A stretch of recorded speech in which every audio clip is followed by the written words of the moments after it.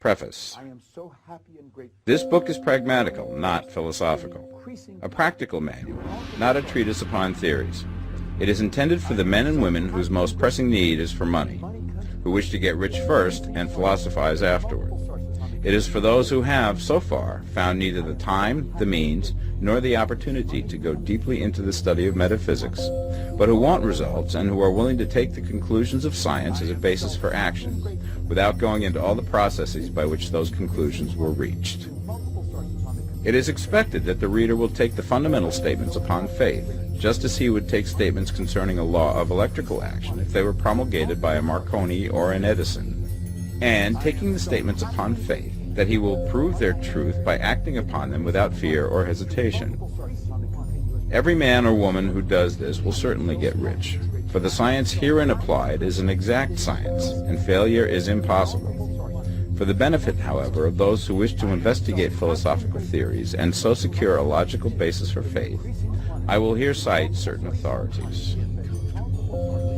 The monistic theory of the universe, the theory that one is all and that all is one, that one substance manifests itself as the seeming many elements of the material world, is of Hindu origin and has been gradually winning its way into the thought of the Western world for 200 years. It is the foundation of all the Oriental philosophies and of those of Descartes, Spinoza, Leibniz, Schopenhauer, Hegel, and Emerson. The reader who would dig to the philosophical foundations of this is advised to read Hegel and Emerson for himself. In writing this book, I have sacrificed all other considerations to plainness and simplicity of style, so that all might understand. The plan of action laid down herein was deduced from the conclusions of philosophy. It has been thoroughly tested and bears the supreme test of practical experiment. It works. If you wish to know how the conclusions were arrived at, read the writings of the authors mentioned above, and if you wish to reap the fruits of their philosophies in actual practice, read this book and do exactly as it tells you to do. The author. Chapter 1. The Right to be Rich. Whatever may be said in praise of poverty, the fact remains that it is not possible to live a really complete or successful life unless one is rich. No man can rise to his greatest possible height in talent or soul development unless he has plenty of money. For to unfold the soul and to develop talent, he must have many things to use, and he cannot have these things unless he has money to buy them with. A man develops in mind, soul, and body by making use of these things, and society is so organized that man must have money in order to become the possessor of things. Therefore, the basis of all advancement for man must be the science of getting rich. The object of all life is development, and everything that lives has an inalienable right to all the development it is capable of attaining. Man's right to life means his right to have the free and unrestricted use of all things which may be necessary to his fullest mental, spiritual, and physical unfoldment, or, in other words, his right to be rich. I shall not speak of riches in a figurative way. To be really rich does not mean to be satisfied or contented with a little. No man ought to be satisfied with little if he is capable of using and enjoying more. The purpose of nature is the advancement and unfoldment of life, and every man should have all that can contribute to the power, elegance, beauty, and richness of life. To be content with less is sinful. The man who owns all he wants for the living of all the life he is capable of living is rich, and no man who has not plenty of money can have all he wants. Life has advanced so far and become so complex that even the most ordinary man or woman requires a great amount of wealth in order to live in a manner that even approaches completeness. Every person naturally wants to become all that they are capable of becoming. This desire to realize innate possibilities is inherent in human nature. We cannot help wanting to be all that we can be.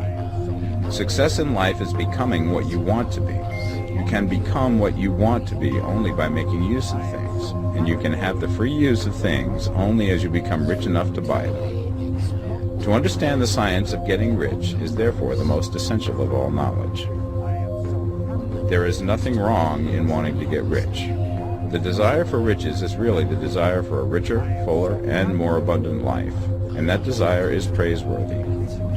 The man who does not desire to live more abundantly is abnormal, and so the man who does not desire to have money enough to buy all he wants is abnormal.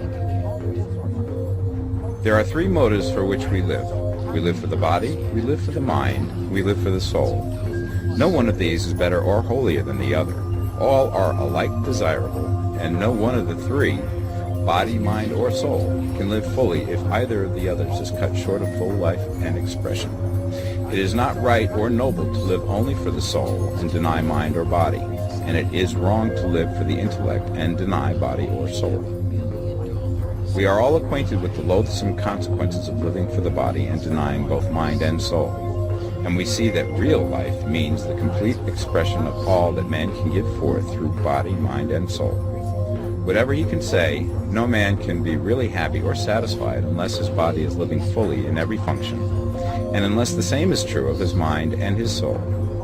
Wherever there is unexpressed possibility or function not performed, there is unsatisfied desire. Desire is possibility seeking expression, or function seeking performance. Man cannot live fully in body without good food, comfortable clothing, and warm shelter, and without freedom from excessive toil. Rest and recreation are also necessary to his physical life. He cannot live fully in mind without books and time to study them, without opportunity for travel and observation, or without intellectual companionship. To live fully in mind, he must have intellectual recreations and must surround himself with all the objects of art and beauty he is capable of using and appreciating. To live fully in soul, man must have love, and love is denied expression by poverty. A man's highest happiness is found in the bestowal of benefits on those he loves. Love finds its most natural and spontaneous expression in giving. The man who has nothing to give cannot fill his place as a husband or father, as a citizen or as a man. It is in the use of material things that a man finds full life for his body, develops his mind, and unfolds his soul. It is therefore of supreme importance to him that he should be rich. It is perfectly right that you should desire to be rich. If you are a normal man or woman, you cannot help doing so. It is perfectly right that you should give your best attention to the science of getting rich, for it is the noblest and most necessary of all studies. If you neglect this study, you are derelict in your duty to yourself, to God, and humanity, for you can render to God and humanity no greater service than to make the most of yourself. Chapter 2. There is a science of getting rich. There is a science of getting rich, and it is an exact science, like algebra or arithmetic. There are certain laws which govern the process of acquiring riches. Once these laws are learned and obeyed by any man, he will get rich with mathematical certainty. The ownership of money and property comes as a result of doing things in a certain way. Those who do things in this certain way, whether on purpose or accidentally, get rich, while those who do not do things in this certain way, no matter how hard they work or how able they are, remain poor. It is a natural law that like causes always produce like effects, and therefore any man or woman who learns to do things in this certain way will infallibly get rich. That the above statement is true is shown by the following facts. Getting rich is not a matter of environment, for if it were, all the people in certain neighborhoods would become wealthy. The people of one city would all be rich, while those of other towns would all be poor. Or the inhabitants of one state would roll in wealth, and those of an adjoining state would be in poverty. But everywhere we see rich and poor living side by side in the same environment, and often engaged in the same vocations.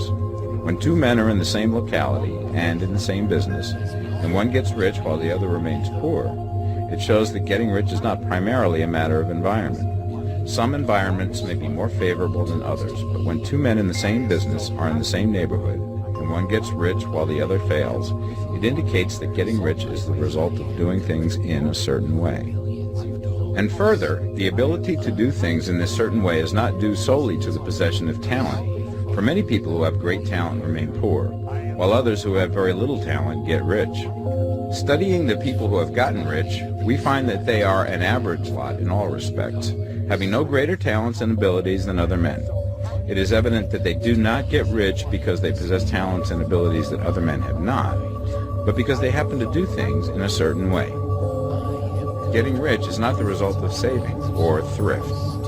Many very penurious people are poor, while free spenders often get rich. nor is getting rich due to doing things which others fail to do. For two men in the same business often do almost exactly the same things, and one gets rich while the other remains poor or becomes bankrupt.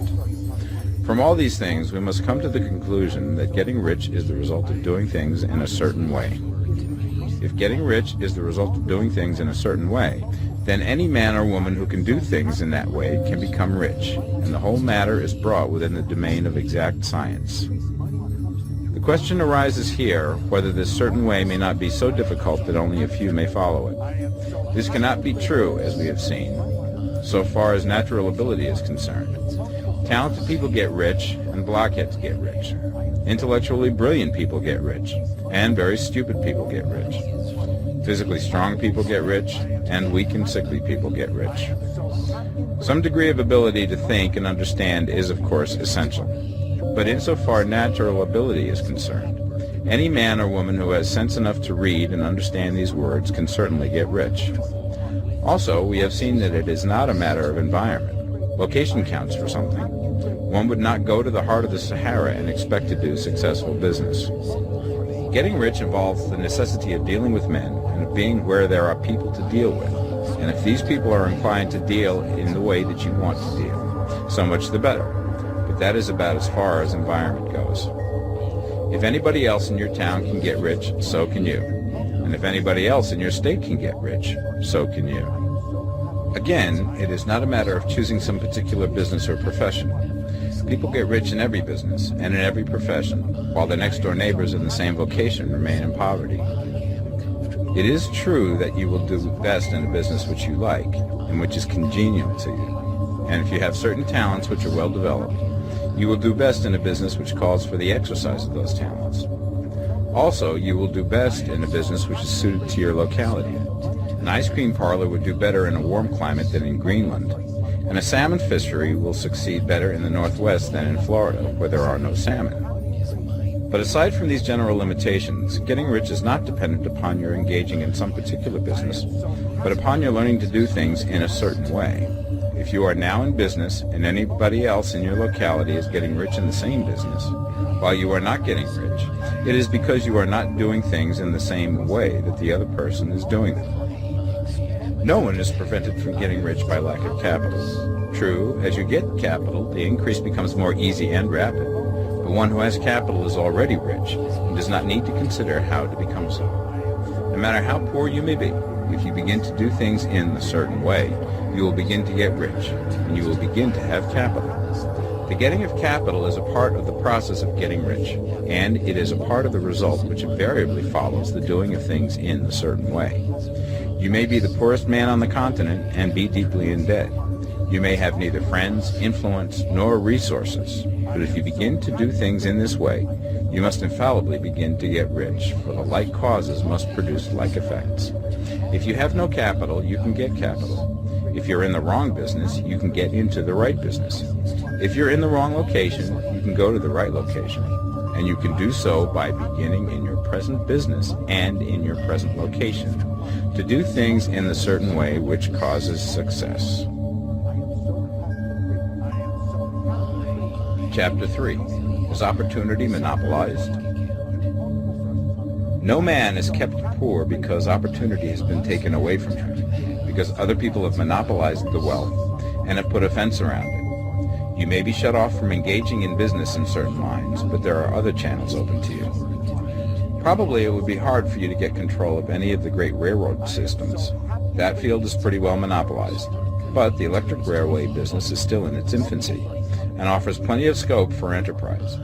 And it will be but a very few years until traffic and transportation through the air will become a great industry, and in all its branches will give employment to hundreds of thousands and perhaps to millions of people.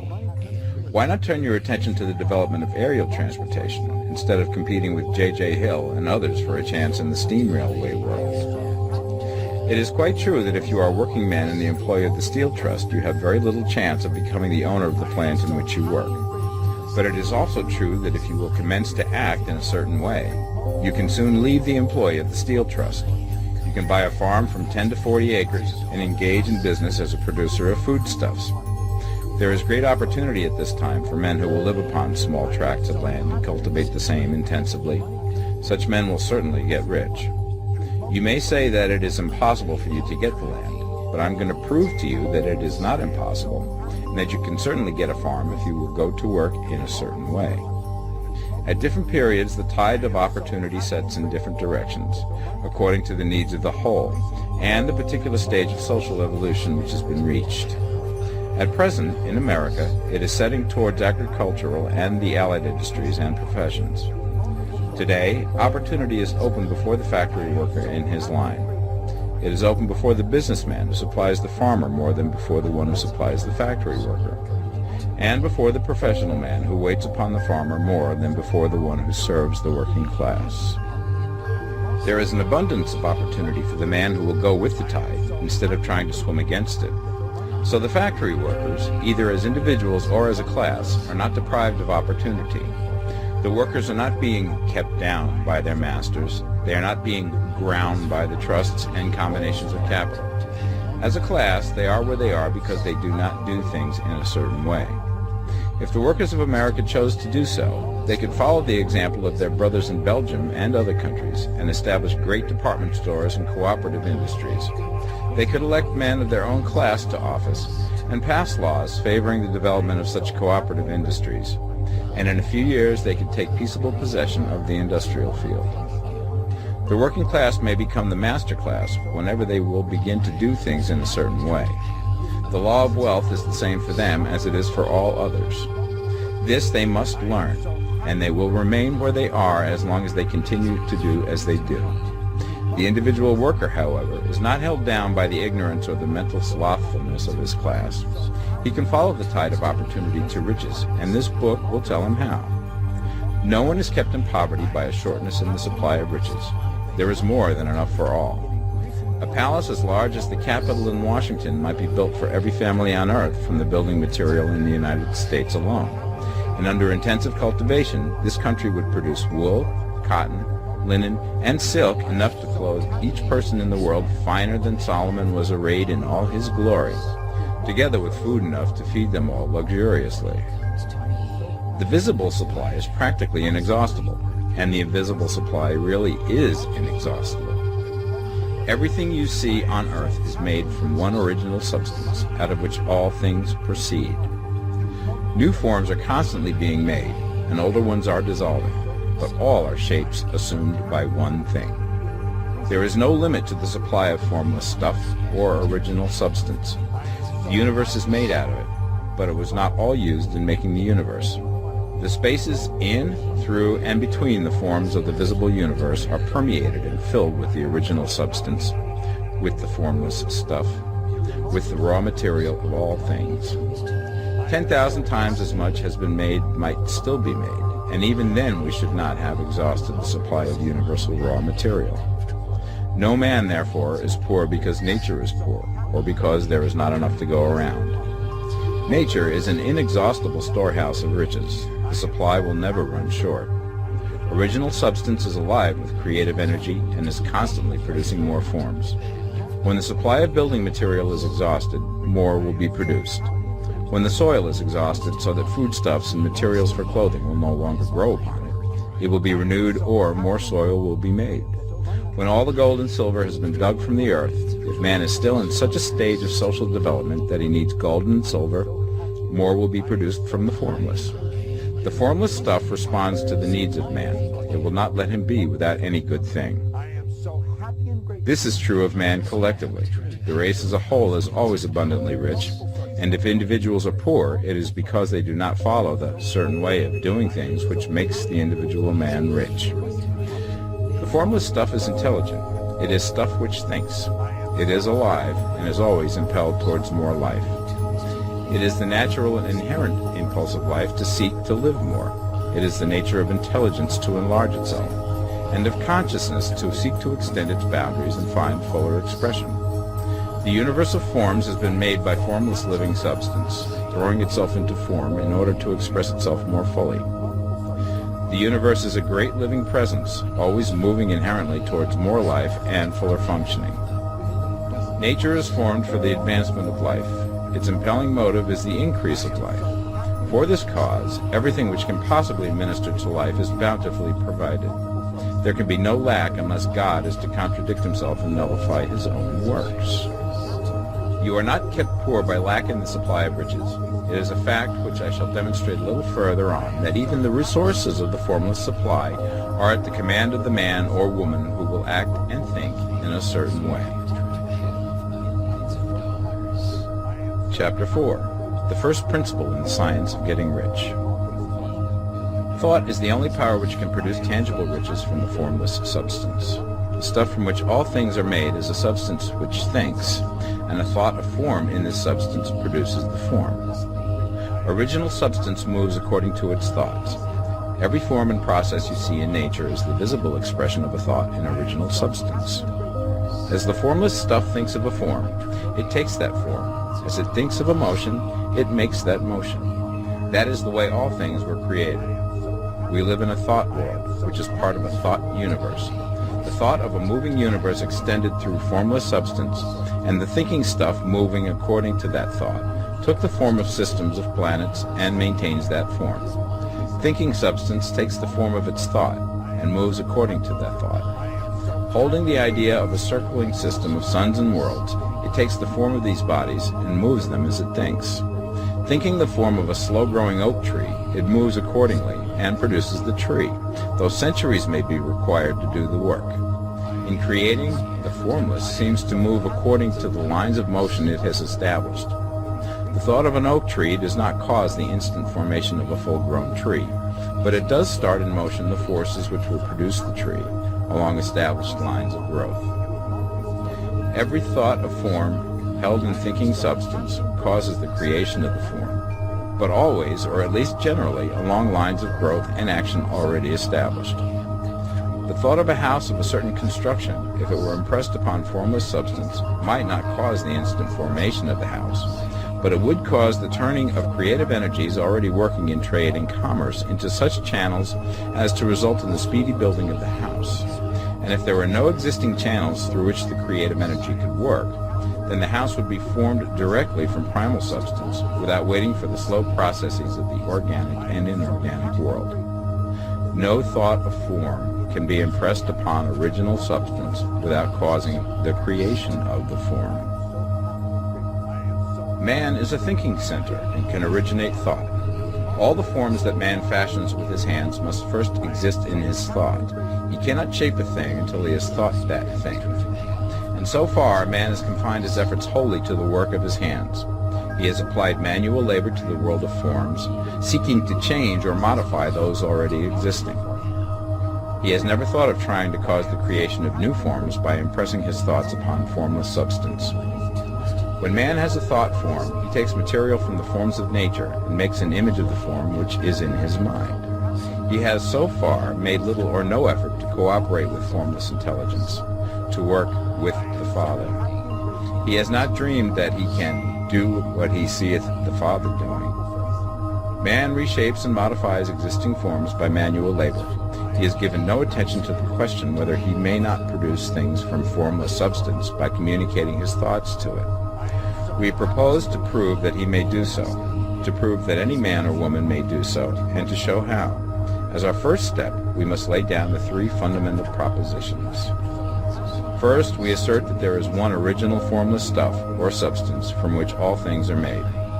All the seemingly many elements are but different presentations of one element. All the many forms found in organic and inorganic nature are but different shapes, made from the same stuff. And this stuff is thinking stuff. A thought held in it produces the form of the thought.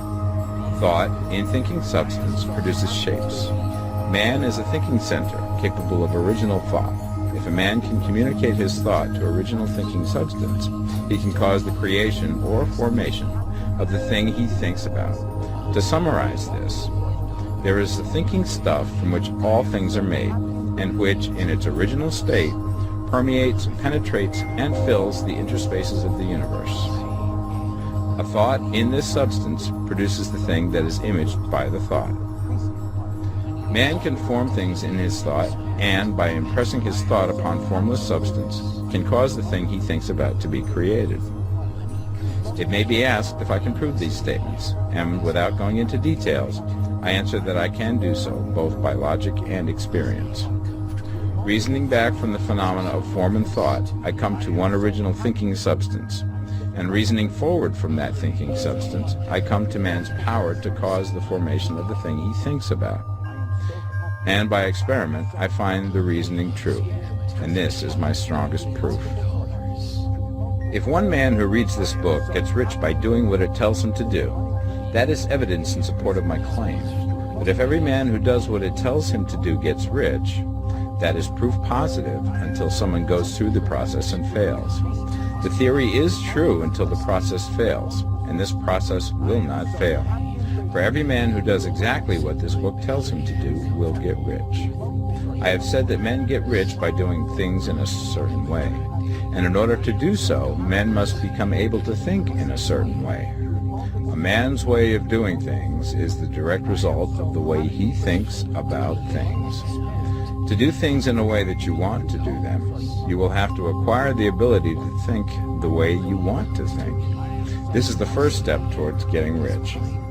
To think what you want to think is to think truth, regardless of appearances.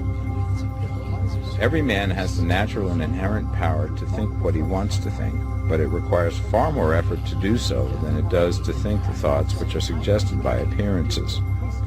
To think according to appearance is easy. To think truth regardless of appearances is laborious and requires the expenditure of more power than any other work man is called upon to perform. There is no labor from which most people shrink as they do from that of sustained and consecutive thought. It is the hardest work in the world. This is especially true when truth is contrary to appearances.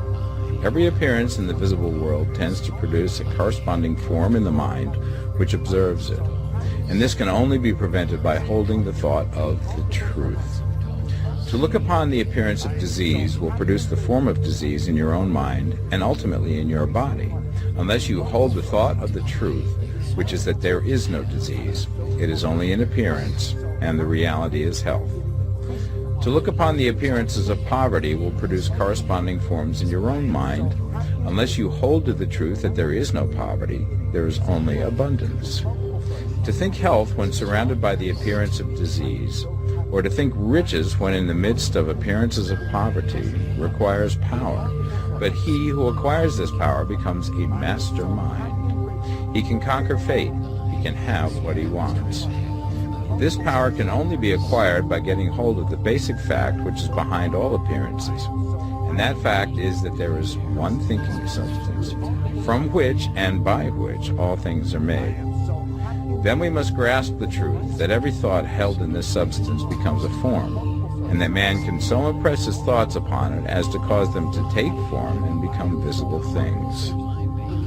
When we realize this, we lose all doubt and fear, for we know that we can create what we want to create, and we can get what we want to have, and can become what we want to be. As a first step towards getting rich, you must believe the three fundamental statements given previously in this chapter, and in order to emphasize them, I repeat them here. There is a thinking stuff from which all things are made, and which, in its original state, permeates, penetrates, and fills the interspaces of the universe. A thought in this substance produces the thing that is imaged by the thought. Man can form things in his thought, and by impressing his thought upon formless substance, can cause the thing he thinks about to be created. You must lay aside all other concepts of the universe than this monistic one, and you must dwell upon this until it is fixed in your mind and has become your habitual thought. Read these creed statements over and over again. Fix every word upon your memory, and meditate upon them until you firmly believe what they say. If a doubt comes to you, cast it aside as a sin. Do not listen to arguments against this idea. Do not go to churches or lectures where a contrary concept of things is taught or preached. Do not read magazines or books which teach a different idea. If you get mixed up in your faith, all your efforts will be in vain. Do not ask why these things are true, nor speculate as to how they can be true. Simply take them on trust. The science of getting rich begins with the absolute acceptance of this faith. Chapter 5. Increasing Life. You must get rid of the last vestige of the old idea that there is a deity whose will it is that you should be poor, or whose purposes may be served by keeping you in poverty. The intelligent substance which is all, and in all, which lives in all and lives in you, is a consciously living substance. Being a consciously living substance, it must have the nature and inherent desire of every living intelligence for increase of life. Every living thing must continually seek for the enlargement of its life, because life, in the mere act of living, must increase itself. A seed, dropped into the ground, springs into activity, and in the act of living produces 100 more seeds. Life, by living, multiplies itself. It is forever becoming more. It must do so if it continues to be at all. Intelligence is under the same necessity for continuous increase. Every thought we think makes it necessary for us to think another thought. Consciousness is continually expanding. Every fact we learn leads us to the learning of another fact. Knowledge is continually increasing. Every talent we cultivate brings to the mind the desire to cultivate another talent. We are subject to the urge of life, seeking expression, whichever drives us on to know more, to do more, and to be more. In order to know more, do more, and be more, we must have more. We must have things to use, for we learn and do and become only by using things. We must get rich so that we can live more.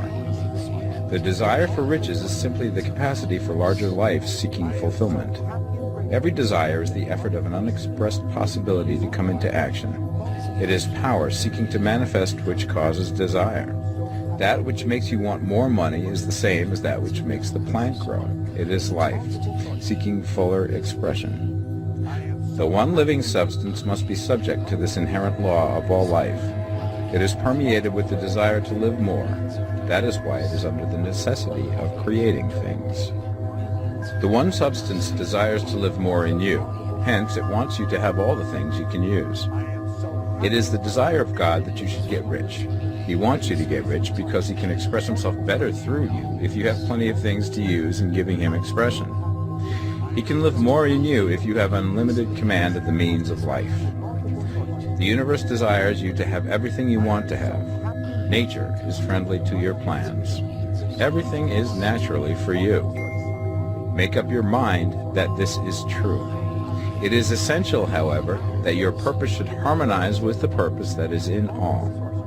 You must want real life, not mere pleasure of sensual gratification. Life is the performance of function, and the individual really lives only when he performs every function, physical, mental, and spiritual, of which he is capable, without excess in any. You do not want to get rich in order to live swinishly, for the gratification of animal desires. That is not life. But the performance of every physical function is a part of life, and no one lives completely who denies the impulses of the body a normal and healthful expression. You do not want to get rich solely to enjoy mental pleasures, to get knowledge, to gratify ambition, to outshine others, to be famous. All these are a legitimate part of life, but the man who lives for the pleasures of the intellect alone will only have a partial life, and he will never be satisfied with his lot. You do not want to get rich solely for the good of others, to lose yourself for the salvation of mankind, to experience the joys of philanthropy and sacrifice. The joys of the soul are only a part of life, and they are no better or nobler than any other part. You want to get rich in order that you may eat, drink, and be merry when it is time to do these things, in order that you may surround yourself with beautiful things, see distant lands, feed your mind, and develop your intellect, in order that you may love men and do kind things, and be able to play a good part in helping the world to find truth. But remember that extreme altruism is no better and no nobler than extreme selfishness. Both are mistakes. Get rid of the idea that God wants you to sacrifice yourself for others, and that you can secure his favor by doing so. God requires nothing of the kind. What he wants is that you should make the most of yourself, for yourself and for others, and you can help others more by making the most of yourself than in any other way. You can make the most of yourself only by getting rich, so it is right and praiseworthy that you should give your first and best thought to the work of acquiring wealth. Remember, however, that the desire of substance is for all. and its movements must be for more life to all. It cannot be made to work for less life to any, because it is equally in all, seeking riches and life. Intelligent substance will make things for you, but it will not take things away from someone else and give them to you. You must get rid of the thought of competition. You are to create, not to compete for what is already created. You do not have to take anything away from anyone. You do not have to drive sharp bargains. You do not have to cheat or to take advantage. You do not need to let any man work for you for less than he earns. You do not have to covet the property of others or to look at it with wishful eyes. No man has anything of which you cannot have the like, and that without taking what he has away from him. You are to become a creator, not a competitor. You are going to get what you want, but in such a way that when you get it, every other man will have more than he has now. I am aware that there are men who get a vast amount of money by proceeding in direct opposition to the statements in the paragraph above, and may add a word of explanation here. Men of the plutocratic type who become very rich do so sometimes purely by their extraordinary ability on the plane of competition, and sometimes they unconsciously relate themselves to substance and its great purposes and movements for the general racial upbuilding through industrial evolution. Rockefeller, Carnegie, Morgan, et al. Have been the unconscious agents of the supreme in the necessary work of systematizing and organizing productive industry, and in the end, their work will contribute immensely towards increased life for all. Their day is nearly over. They have organized production and will soon be succeeded by the agents of the multitude, who will organize the machinery of distribution.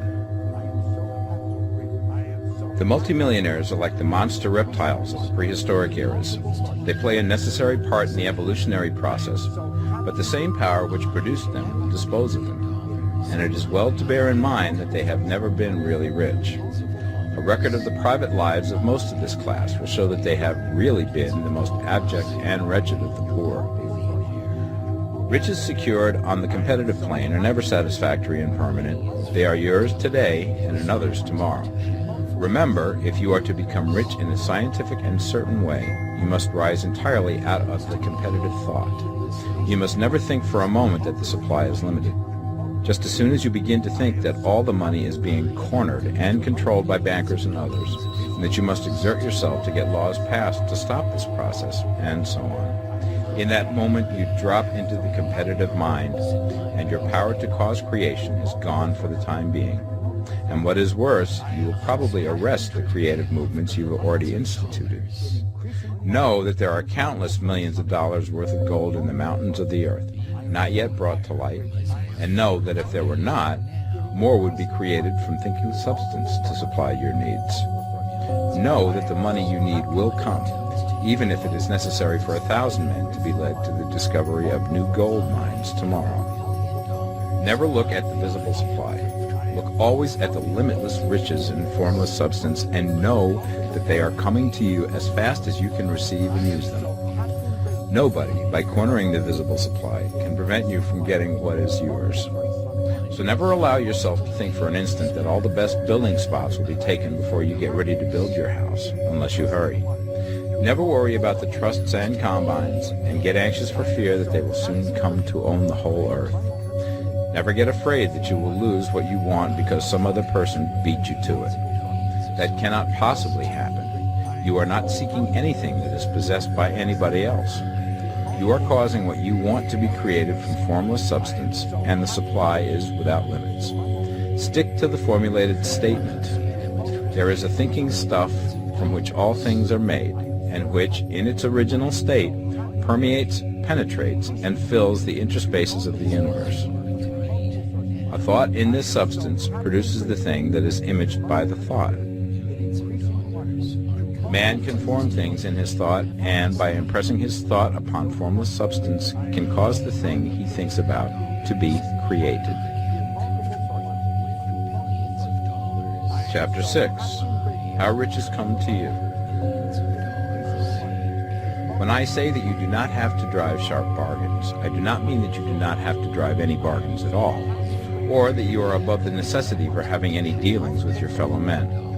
I mean that you will not need to deal with them unfairly. You do not have to get something for nothing. but can give to every man more than you take from him. You cannot give every man more in cash market value than you take from him, but you can give him more in use value than the cash value of the thing you take from him. The paper, ink, and other material in this book may not be worth the money you pay for it, but if the ideas suggested by it bring you thousands of dollars, you have not been wronged by those who sold it to you. They have given you a great use value for a small cash value. Let us suppose that I own a picture by one of the great artists, which in any civilized community is worth thousands of dollars. I take it to Baffin Ray, and by salesmanship induce an Eskimo to give a bundle of furs worth $500 for it. I have really wronged him, for he has no use for the picture. It has no value to him. It will not add to his life. But suppose I give him a gun worth $50 for his furs. Then he has made a good bargain. He has use for the gun. It will get him many more furs and much food. It will add to his life in every way. It will make him rich. When you rise from the competitive to the creative plane, you can scan your business transactions very strictly. And if you are selling any man anything which does not add more to his life than the thing he gives you in exchange, you can afford to stop it. You do not have to beat anybody in business. And if you are in a business which does beat people, get out of it at once. Give every man more in use value than you take from him in cash value. Then you are adding to the life of the world by every business transaction. If you have people working for you, you must take from them more in cash value than you pay them in wages. But you can so organize your business that it will be filled with the principle of advancement, and so that each employee who wishes to do so may advance a little every day. You can make your business do for your employees what this book is doing for you. You can so conduct your business that it will be a sort of ladder, by which every employee who will take the trouble may climb to riches himself, and, given the opportunity, if he will not do so, it is not your fault. And finally, because you are to cause the creation of your riches from formless substance which permeates all your environment, it does not follow that they are to take shape from the atmosphere and come into being before your eyes. If you want a sewing machine, for instance, I do not mean to tell you that you are to impress the thought of a sewing machine on thinking substance until the machine is formed without hands, in the room where you sit or elsewhere. But if you want a sewing machine, hold the mental image of it with the most positive certainty that it is being made, or is on its way to you. After once forming the thought, have the most absolute and unquestioning faith that the sewing machine is coming. Never think of it or speak of it in any other way than as being sure to arrive. Claim it as already yours. It will be brought to you by the power of the Supreme Intelligence, acting upon the minds of men. If you live in Maine, it may be that a man will be brought from Texas or Japan to engage in some transaction which will result in your getting what you want. If so, the whole matter will be as much to that man's advantage as it is to yours. Do not forget for a moment that the thinking substance is through all, in all, communicating with all, and can influence all. The desire of thinking substance for a fuller life and better living has caused the creation of all the sewing machines already made, and it can cause the creation of millions more, and will, whenever men set it in motion by desire and faith, and by acting in a certain way. You can certainly have a sewing machine in your house, and it is just as certain that you can have any other thing or things which you want, and which you will use for the advancement of your own life and the lives of others. You need not hesitate about asking largely. It is your Father's pleasure to give you the kingdom, said Jesus. Original substance wants to live all that is possible in you, and wants you to have all that you can or will use for the living of the most abundant life.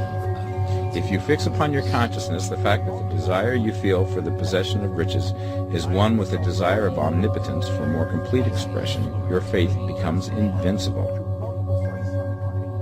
Once I saw a little boy sitting at a piano, and vainly tried to bring harmony out of the keys, and I saw that he was grieved and provoked by his inability to play real music. I asked him the cause of his vexation, and he answered, "I can feel the music in me, but I can't make my hands go right." The music in him was the urge of original substance, containing all the possibilities of all life. All that there is of music was seeking expression through the child. God, the one substance, is trying to live and do and enjoy things through humanity. He is saying, "I want hands to build wonderful structures, to play divine harmonies, to paint glorious pictures. I want feet to run my errands, eyes to see my beauties, tongues to tell mighty truths and to sing marvelous songs, and so on. All that there is of possibility is seeking expression through men. God wants those who can play music to have pianos and every other instrument, and to have the means to cultivate their talents to the fullest extent. He wants those who can appreciate beauty to be able to surround themselves with beautiful things. He wants those who can discern truth to have every opportunity to travel and observe. He wants those who can appreciate dress to be beautifully clothed, and those who can appreciate good food to be luxuriously fed. He wants all these things because it is himself that enjoys and appreciates them. It is God who wants to play and sing and enjoy beauty and proclaim truth and wear fine clothes and eat good food. It is God that worketh in you to will and to do, said Paul. The desire you feel for riches is the infinite, seeking to express himself in you as he sought to find expression in the little boy at the piano. So you need not hesitate to ask largely. Your part is to focalize and express the desire to God. This is a difficult point with most people. They retain some of the old idea that poverty and self-sacrifice are pleasing to God. They look upon poverty as a part of the plan, a necessity of nature. They have the idea that God has finished his work and made all that he can make, and that the majority of men must stay poor because there is not enough to go around. They hold to so much of this erroneous thought that they feel ashamed to ask for wealth. They try not to want more than a very modest competence, just enough to make them fairly comfortable. I recall now the case of one student who was told that he must get in mind a clear picture of the things he desired, so that the creative thought of them might be impressed upon formless substance. He was a very poor man, living in a rented house, and having only what he earned from day to day, and he could not grasp the fact that all wealth was his. So, after thinking the matter over, he decided that he might reasonably ask for a new rug for the floor of his best room, and an anthracite coal stove to heat the house during the cold weather. Following the instructions given in this book, he obtained these things in a few months, and then it dawned upon him that he had not asked enough.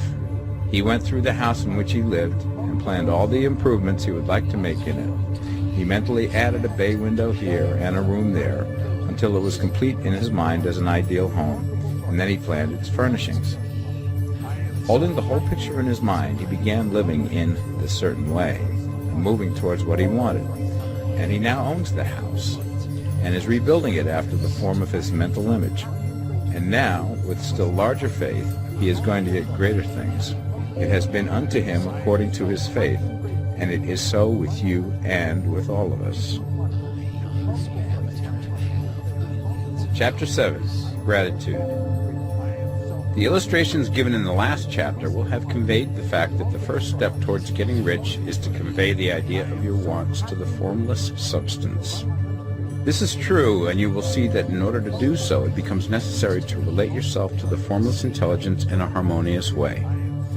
To secure this harmonious relation is a matter of such primary and vital importance that I shall give some space to its discussion here, and give you instructions which, if you will follow them, will be certain to bring you into perfect unity of mind with God. The whole process of mental adjustment and atonement can be summed up in one word: gratitude. First, you believe that there is one intelligent substance from which all things proceed. Second, you believe that this substance gives you everything you desire. And third, you relate yourself to it by a feeling of deep and profound gratitude. Many people who order their lives rightly in all other ways are kept in poverty by their lack of gratitude. Having received one gift from God, they cut the wires which connect them with him by failing to make acknowledgement. It is easy to understand that the nearer we live to the source of wealth, the more wealth we shall receive. And it is easy also to understand that the soul that is always grateful lives in closer touch with God than the one which never looks to him in thankful acknowledgement. The more gratefully we fix our minds on the Supreme when good things come to us, the more good things we will receive, and the more rapidly they will come. And the reason simply is that the mental attitude of gratitude draws the mind into closer touch with the source from which the blessings come. If it is a new thought to you that gratitude brings your whole mind into closer harmony with the creative energies of the universe, consider it well, and you will see that it is true. The good things you already have come to you along the line of obedience to certain laws. Gratitude will lead your mind out along the ways by which things come, and it will keep you in close harmony with creative thought and prevent you from falling into competitive thought. Gratitude alone can keep you looking towards the all and prevent you from falling into the error of thinking of the supply as limited, and to do that would be fatal to your hopes. There is a law of gratitude, and it is absolutely necessary that you should observe the law if you are to get the results you seek. The law of gratitude is the natural principle that action and reaction are always equal and in opposite directions. The grateful outreaching of your mind in thankful praise to the Supreme is a liberation or expenditure of force. It cannot fail to reach that to which it is addressed, and the reaction is an instantaneous movement towards you. Draw nigh unto God, and he will draw nigh unto you. That is a statement of psychological truth. And if your gratitude is strong and constant, the reaction in formless substance will be strong and continuous. The movement of the things you want will always be towards you. Notice the grateful attitude that Jesus took, how he always seemed to be saying, I thank thee, Father, that thou hearest me. You cannot exercise much power without gratitude, for it is gratitude that keeps you connected with power. But the value of gratitude does not consist solely in getting you more blessings in the future. Without gratitude, you cannot long keep from dissatisfied thought regarding things as they are. The moment you permit your mind to dwell with dissatisfaction upon things as they are, you begin to lose ground. You fix attention upon the common, the ordinary, the poor and the squalid and mean, and your mind takes the form of these things. Then you will transmit these forms or mental images to the formless, and the common, the poor, the squalid, and mean will come to you. To permit your mind to dwell upon the inferior is to become inferior and to surround yourself with inferior things.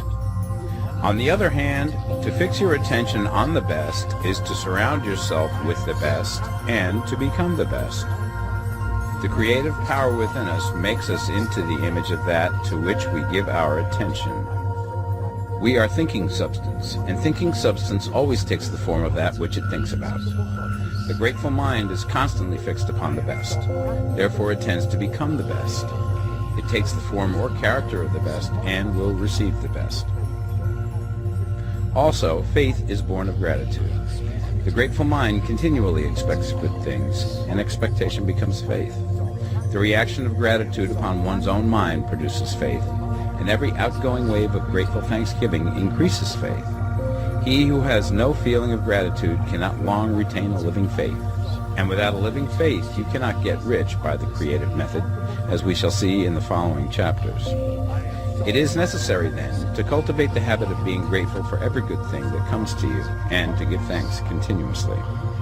And because all things have contributed to your advancement, you should include all things in your gratitude. Do not waste time thinking or talking about the shortcomings or wrong actions of plutocrats or trust magnates.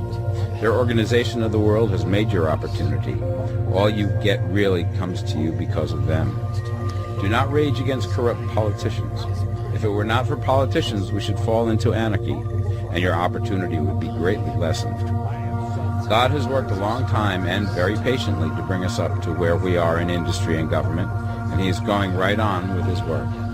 There is not the least doubt that he will do away with plutocrats, trust magnates, captains of industry, and politicians as soon as they can be spared. But in the meantime, behold, they are all very good.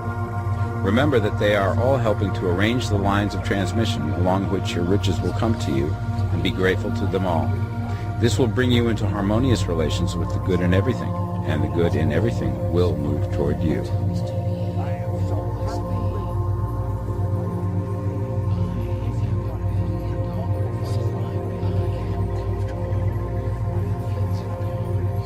The Science of Getting Rich, Part 2. Chapter 8. Thinking in a certain way. You must form a clear and definite mental picture of what you want. You cannot transmit an idea unless you have it yourself. You must have it before you can give it, and many people fail to impress thinking substance because they have themselves only a vague and misty concept of the things they want to do, to have, or to become. It is not enough that you should have a general desire for wealth to do good with. Everybody has that desire. It is not enough that you should have a wish to travel, see things, live more, etc. Everybody has those desires also. If you were going to send a wireless message to a friend, you would not send the letters of the alphabet in their order and let him construct the message for himself, nor would you take words at random from the dictionary. You would send a coherent sentence, one which meant something. When you try to impress your wants upon substance, remember that it must be done by a coherent statement. You must know what you want and be definite.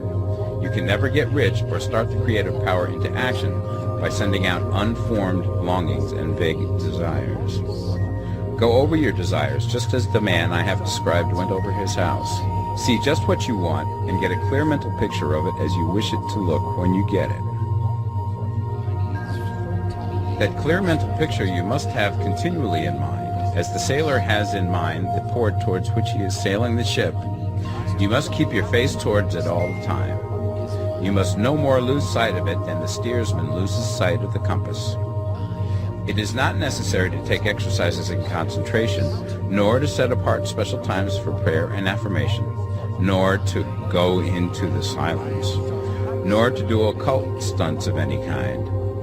There things are well enough, but all you need is to know what you want, and to want it badly enough so that it will stay in your thoughts.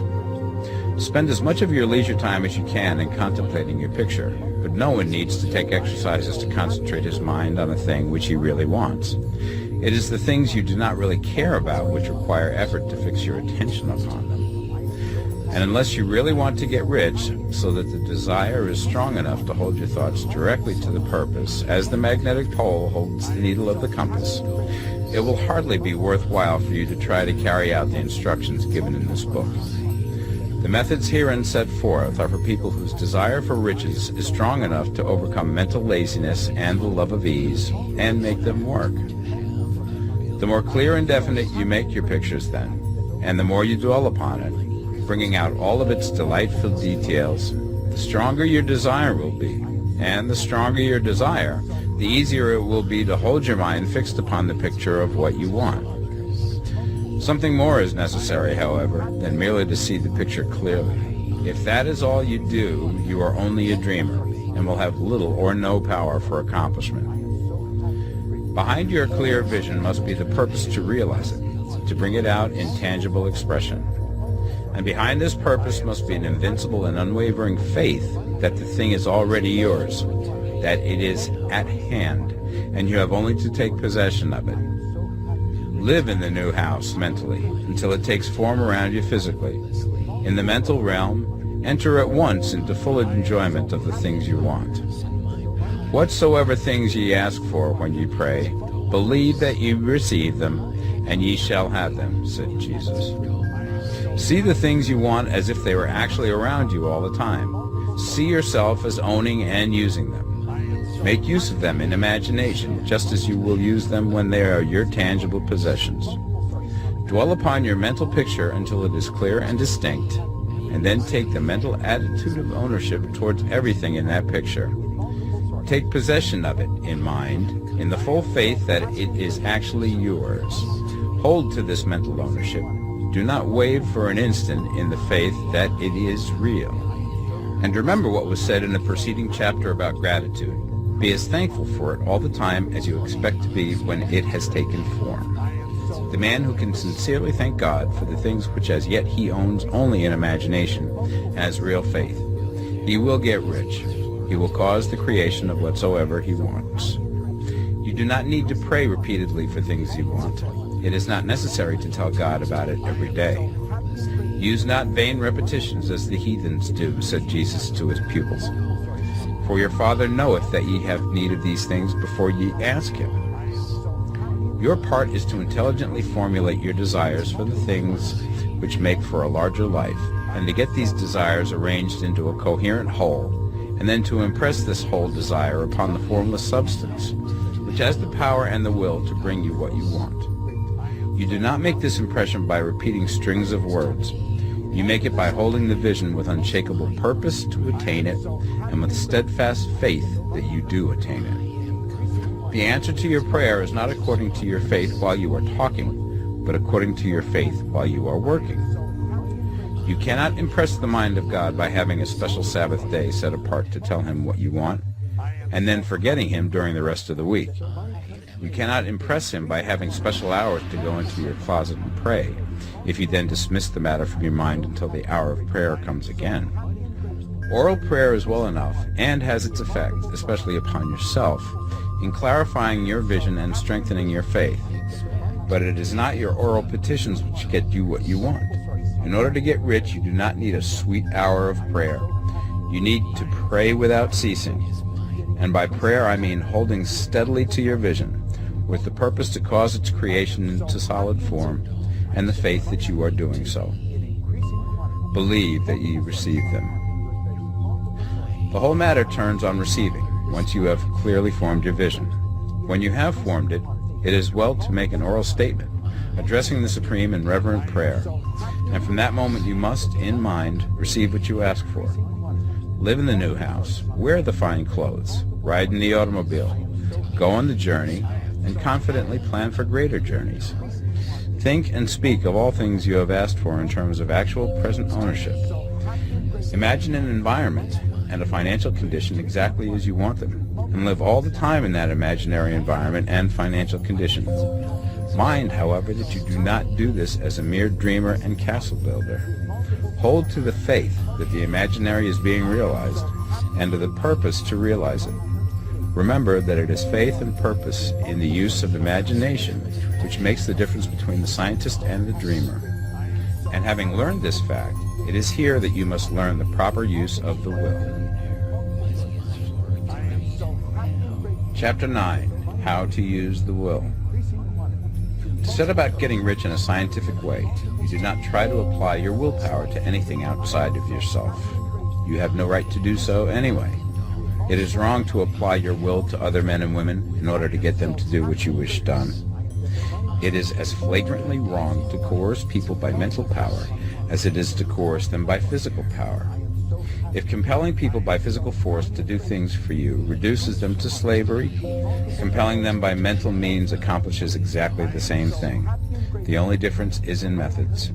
If taking things from people by physical force is robbery, then taking things by mental force is robbery also. There is no difference in principle. You have no right to use your willpower upon another person, even for his own good, for you do not know what is for his good. The science of getting rich does not require you to apply power or force to any other person in any way whatsoever. There is not the slightest necessity for doing so. Indeed, any attempt to use your will upon others will only tend to defeat your purpose. You do not need to apply your will to things in order to compel them to come to you. That would simply be trying to coerce God, and would be foolish and useless, as well as irreverent. You do not have to compel God to give you good things, any more than you have to use your willpower to make the sun rise. You do not have to use your willpower to conquer an unfriendly deity, or to make stubborn and rebellious forces do your bidding. Substance is friendly to you, and is more anxious to give you what you want than you are to get it. To get rich, you need only to use your willpower upon yourself. When you know what to think and do, then you must use your will to compel yourself to think and do the right things. That is the legitimate use of the will in getting what you want, to use it in holding yourself to the right course. Use your will to keep yourself thinking and acting in the certain way. Do not try to project your will or thoughts or your mind out into space to act on things or people. Keep your mind at home. It can accomplish more there than elsewhere. Use your mind to form a mental image of what you want and to hold that vision with faith and purpose, and use your will to keep your mind working in the right way. The more steady and continuous your faith and purpose, the more rapidly you will get rich, because you will make only positive impressions upon substance, and you will not neutralize or offset them by negative impressions. The picture of your desires, held with faith and purpose, is taken up by the formless and permeates it to great distances throughout the universe, for all I know. As this impression spreads, all things are set moving towards its realizations. Every living thing, every inanimate thing, and the things yet uncreated are stirred towards bringing into being that which you want.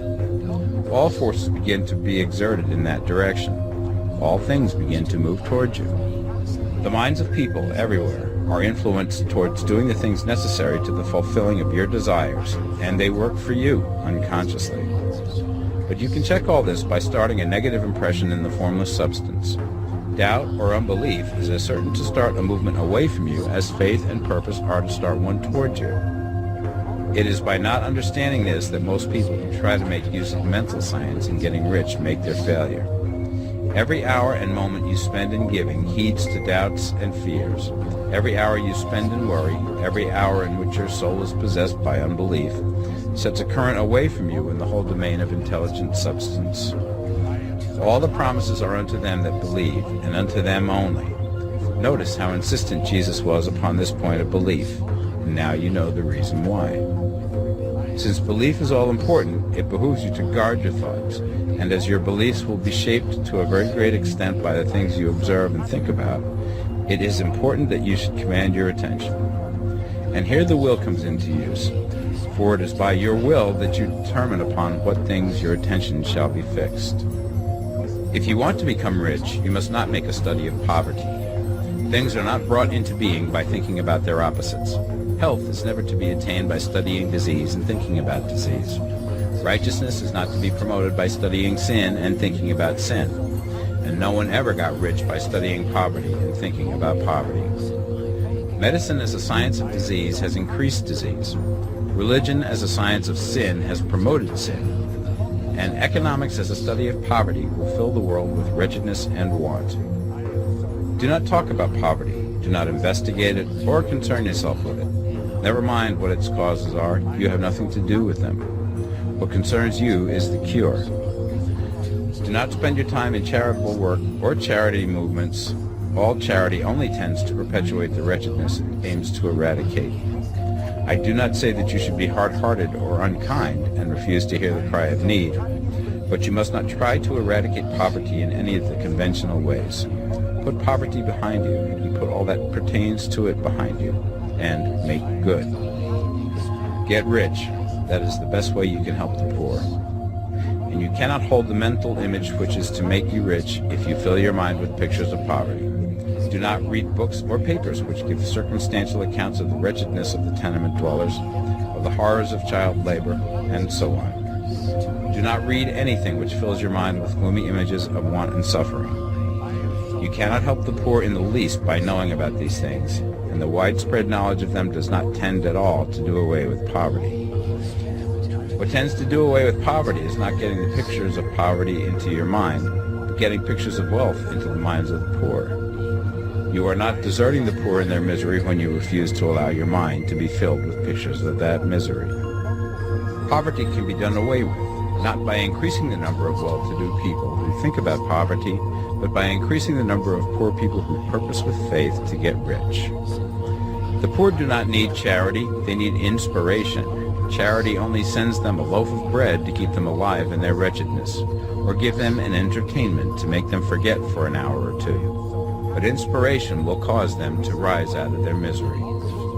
If you want to help the poor, demonstrate to them that they can become rich. Prove it by getting rich yourself.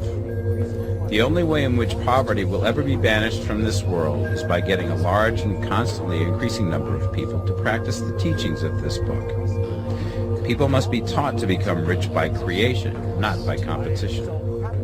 Every man who becomes rich by competition throws down behind him the ladder by which he rises and keeps others down. But every man who gets rich by creation opens a way for thousands to follow him and inspires them to do so. You are not showing hardness of heart or an unfeeling disposition when you refuse to pity poverty, see poverty, read about poverty, or think or talk about it, or to listen to those who do talk about it. Use your willpower to keep your mind off the subject of poverty and to keep it fixed with faith and purpose on the vision of what you want. Chapter 10. Further use of the will. You cannot retain a true and clear vision of wealth if you are constantly turning your attention to opposing pictures, whether they be external or imaginary. Do not tell of your past troubles of a financial nature, if you have had them. Do not think of them at all. Do not tell of the poverty of your parents or the hardships of your early life. To do any of these things is to mentally class yourself with the poor for the time being, and it will certainly check the movement of things in your direction. Let the dead bury their dead, as Jesus said. Put poverty and all things that pertain to poverty completely behind you. You have accepted a certain theory of the universe as being correct, and are resting all your hopes of happiness on its being correct. And what can you gain by giving heed to conflicting theories? Do not read religious books which tell you that the world is soon coming to an end, and do not read the writing of muckrakers and pessimistic philosophers who tell you that it is going to the devil. The world is not going to the devil. It is going to God. It is wonderful becoming. True, there may be a good many things in existing conditions which are disagreeable, but what is the use of studying them when they are certainly passing away, and when the study of them only tends to check their passing and keep them with us? Why give time and attention to things which are being removed by evolutionary growth, when you can hasten their removal only by promoting the evolutionary growth as far as your part of it goes? No matter how horrible and seeming may be the conditions in certain countries, sections, or places, you waste your time and destroy your own chances by considering them. You should interest yourself in the world's becoming rich. Think of the riches in the world as coming to, instead of the poverty it is growing out of. And bear in mind that the only way in which you can assist the world in growing rich is by growing rich yourself through creative method, not the competitive one. Give your attention wholly to riches. Ignore poverty. Whenever you think or speak of those who are poor, think and speak of them as those who are becoming rich, as those who are to be congratulated rather than pitied. Then they and others will catch the inspiration and begin to search for the way out. Because I say that you are to give your whole time and mind and thought to riches, it does not follow that you are to be sordid or mean. To become really rich is the noblest aim you can have in life, for it includes everything else. On the competitive plane, the struggle to get rich is a godless scramble for power over other men. But when we come into the creative mind, all this is changed. All that is possible in the way of greatness and soul unfoldment, service and lofty endeavor, comes by way of getting rich. All is made possible by the use of things. If you lack for physical health, you will find that the attainment of it is conditional on you getting rich. Only those who are emancipated from financial worry and who have the means to live a carefree existence and follow hygienic practices can have and retain health. Moral and spiritual greatness is possible only to those who are above the competitive battle for existence. And only those who are becoming rich on the plane of creative thought are free from the degrading influences of competition.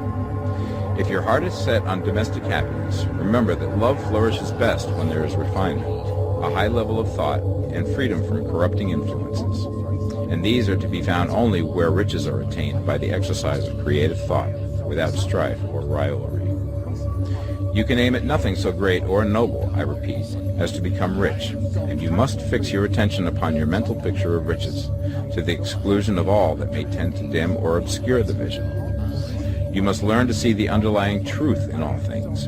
You must see beneath all seemingly wrong conditions the great one life, ever moving forward towards fuller expression and more complete happiness. It is the truth that there is no such thing as poverty, that there is only wealth. Some people remain in poverty because they are ignorant of the fact that there is wealth for them, and these can best be taught by showing them the way to affluence in your own person and practice.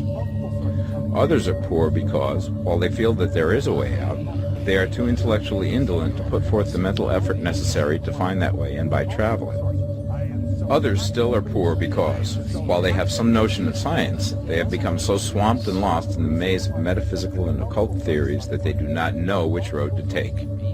They try a mixture of many systems and fail in all. For these, again, the very best thing to do is to show the right way in your own person and practice. An ounce of doing things is worth a pound of theorizing. The very best thing you can do for the whole world is to make the most of yourself. You can serve God and man in no more effective way than by getting rich. That is, if you get rich by the creative method and not by the competitive one. Another thing. We assert that this book gives in detail the principles of the science of getting rich. And if that is true, you do not need to read any other book upon the subject. This may sound narrow and egotistical, but consider. There is no more scientific method of computation in mathematics than by addition, subtraction, multiplication, and division. No other method is possible. There can be but one shortest distance between 2 points. There is only one way to think scientifically, and that is to think in the way that leads by the most direct and simple route to the goal. No man has yet formulated a briefer or less complex system than the one set forth herein. It has been stripped of all non-essentials. When you commence on this, lay all others aside. Put them out of your mind altogether. Read this book every day. Keep it with you. Commit it to memory, and do not think about other systems and theories.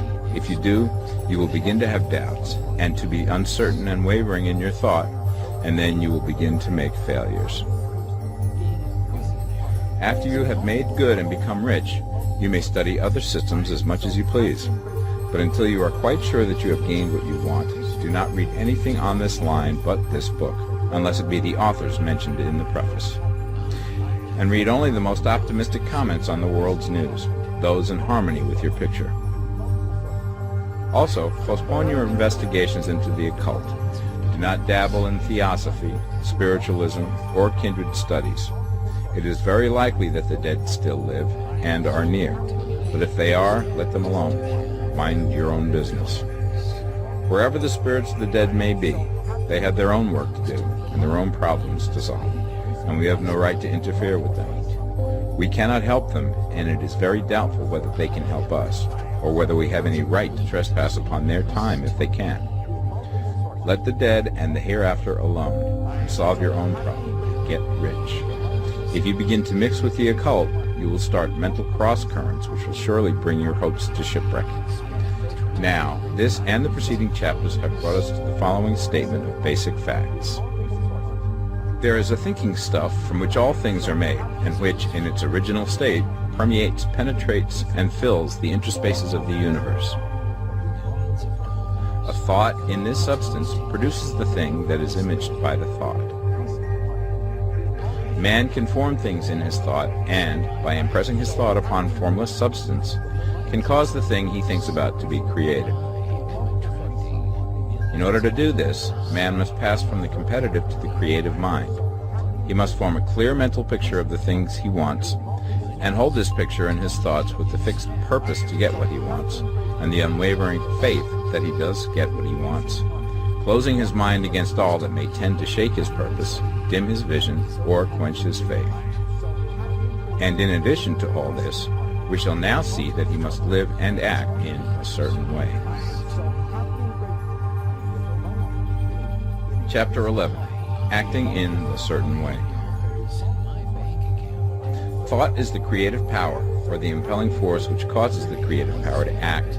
Thinking in a certain way will bring riches to you, but you must not rely upon thought alone, paying no attention to personal action. That is the rock upon which many otherwise scientific metaphysical thinkers meet shipwreck, the failure to connect thought with personal action. We have not yet reached the stage of development, even supposing such a stage to be possible, in which man can create directly from formless substance without nature's processes or the work of human hands. Man must not only think, but his personal action must supplement his thought. By thought, you can cause the gold in the hearts of the mountains to be impelled towards you, but it will not mine itself, refine itself, coin itself into double eagles, and come rolling along the roads seeking its way into your pocket. Under the impelling power of the Supreme Spirit, men's affairs will be so ordered that someone will be led to mine the gold for you. Other men's business transactions will be so directed that the gold will be brought toward you, and you must so arrange your own business affairs that you may be able to receive it when it comes to you. Your thought makes all things, animate and inanimate, work to bring you what you want, but your personal activity must be such that you can rightly receive what you want when it reaches you. You are not to take it as charity, nor to steal it. You must give every man more in use value than he gives you in cash value. The scientific use of thought consists in forming a clear and distinct mental image of what you want, in holding fast to the purpose to get what you want, and in realizing with grateful faith that you do get what you want. Do not try to project your thought in any mysterious or occult way, with the idea of having it go out and do things for you. That is a wasted effort and will weaken your power to think with sanity. The action of thought in getting rich is fully explained in the preceding chapters. Your faith and purpose positively impress your vision upon formless substance, which has the same desire for more life that you have. And this vision, received from you, sets all the creative forces at work in and through their regular channels of action, but directed towards you. It is not your part to guide or supervise the creative process. All you have to do with that is to retain your vision, stick to your purpose, and maintain your faith and gratitude. But you must act in a certain way, so that you can appropriate what is yours when it comes to you, so that you can meet the things you have in your picture and put them in their proper places as they arrive. You can really see the truth of this. When things reach you, they will be in the hands of other men, who will ask an equivalent for them. And you can only get what is yours by giving the other man what is his.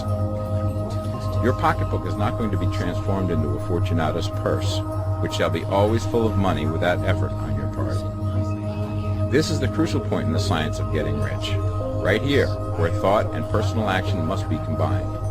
There are very many people who, consciously or unconsciously, set the creative forces in action by the strength and persistence of their desires, but who remain poor because they do not provide for the reception of the thing they want when it comes.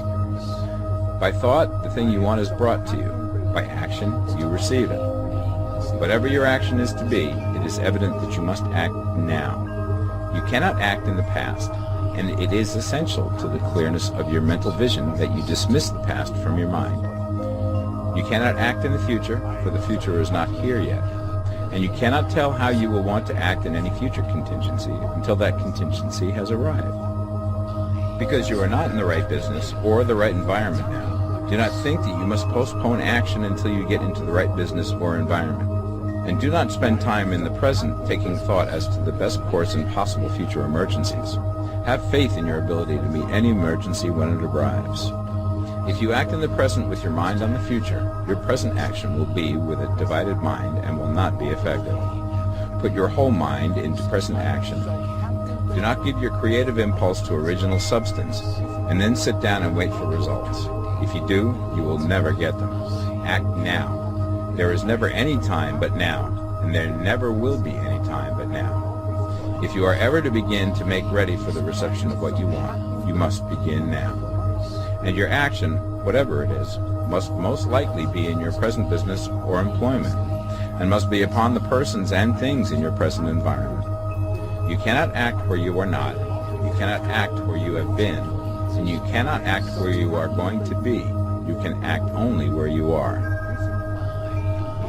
Do not bother as to whether yesterday's work was well done or ill done. Do today's work well. Do not try to do tomorrow's work now. There will be plenty of time to do that when you get to it. Do not try, by occult or mystical means, to act on people or things that are out of your reach.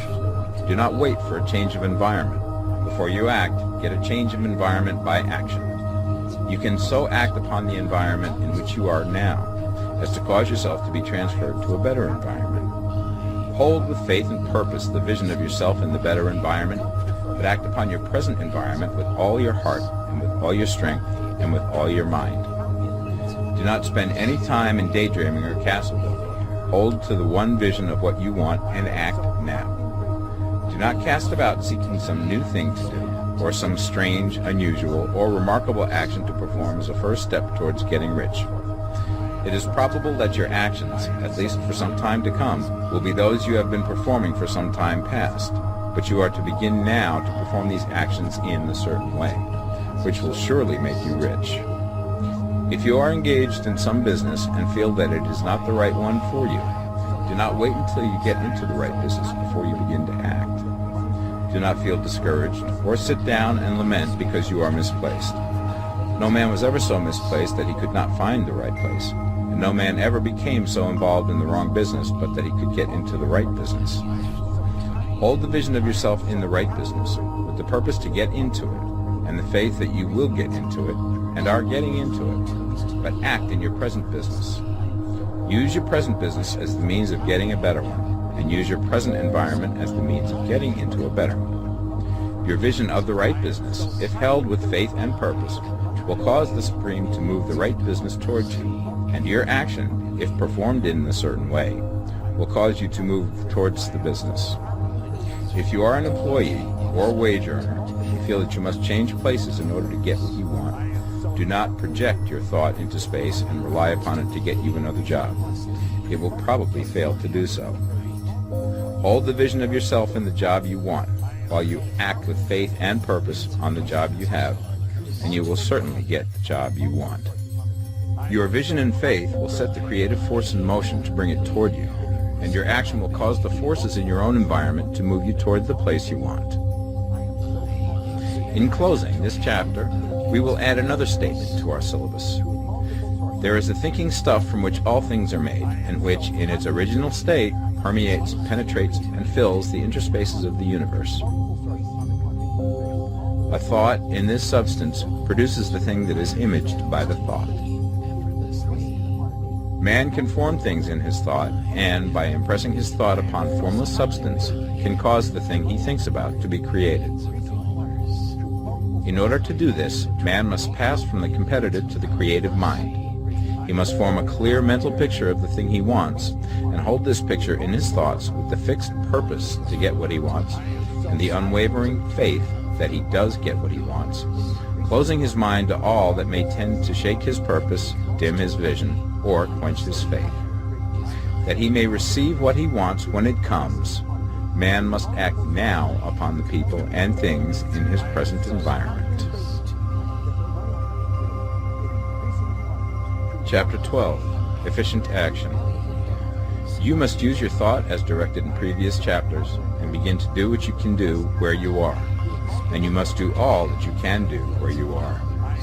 You can advance only by being larger than your present place, and no man is larger than his present place who leaves undone any of the work pertaining to that place. The world is advanced only by those who more than fill their present places. If no man quite filled his present place, you can see that there must be a going backward in everything. Those who do not quite fill their present places are dead weight upon society, government, commerce, and industry. They must be carried along by others at a great expense. The progress of the world is retarded only by those who do not fill the places they are holding. They belong to a former age and a lower stage or plane of life, and their tendency is towards degeneration. No society could advance if every man was smaller than his place. Social evolution is guided by the law of physical and mental evolution. In the animal world, evolution is caused by excess of life. When an organism has more life than can be expressed in the function of its own plane, it develops the organs of a higher plane, and a new species is originated. There never would have been new species had there not been organisms which more than filled their places. The law is exactly the same for you. Your getting rich depends upon your applying this principle to your own affairs. Every day is either a successful day or a day of failure, and it is the successful days which get you what you want. If every day is a failure, you can never get rich, while if every day is a success, you cannot fail to get rich. If there is something that may be done today, and you do not do it, you have failed in so far as that thing is concerned, and the consequences may be more disastrous than you imagine. You cannot foresee the results of even the most trivial act. You do not know the workings of all the forces that have been set moving in your behalf. Much may be depending on your doing some simple act. It may be the very thing which is to open the door of opportunity to very great possibilities. You can never know all the combinations which Supreme Intelligence is making for you in the world of things and of human affairs. Your neglect or failure to do some small thing may cause a long delay in getting what you want. Do, every day, all that can be done that day. There is, however, a limitation or qualification of the above that you must take into account. You are not to overwork, not to rush blindly into your business in the effort to do the greatest possible number of things in the shortest possible time. You are not to try to do tomorrow's work today, nor to do a week's work in a day. It is really not the number of things you do, but the efficiency of each separate action that counts. Every act is, in itself, either a success or a failure. Every act is, in itself, either effective or inefficient. Every inefficient act is a failure, and if you spend your life in doing inefficient acts, your whole life will be a failure. The more things you do, the worse for you if all your acts are inefficient ones. On the other hand, every efficient act is a success in itself, and if every act of your life is an efficient one, your whole life must be a success. The cause of failure is doing too many things in an inefficient manner, and not doing enough things in an efficient manner. You will see that it is a self-evident proposition that if you do not do any inefficient acts, and if you do a sufficient number of efficient acts, you will become rich. If, now, it is possible for you to make each act an efficient one, you see again that the getting of riches is reduced to an exact science, like mathematics. The matter turns, then, on the questions whether you can make each separate act a success in itself, and this you certainly can do. You can make each act a success because all power is working with you, and all power cannot fail. Power is at your service, and to make each act efficient, you have only to put power into it. Every action is either strong or weak, and when everyone is strong, you are acting in a certain way, which will make you rich. Every act can be made strong and efficient by holding your vision while you are doing it, and putting the whole power of your faith and purpose into it. It is at this point that the people fail who separate mental power from personal action. They use the power of the mind in one place and at one time, and they act in another place at another time. So their acts are not successful in themselves. Too many of them are inefficient.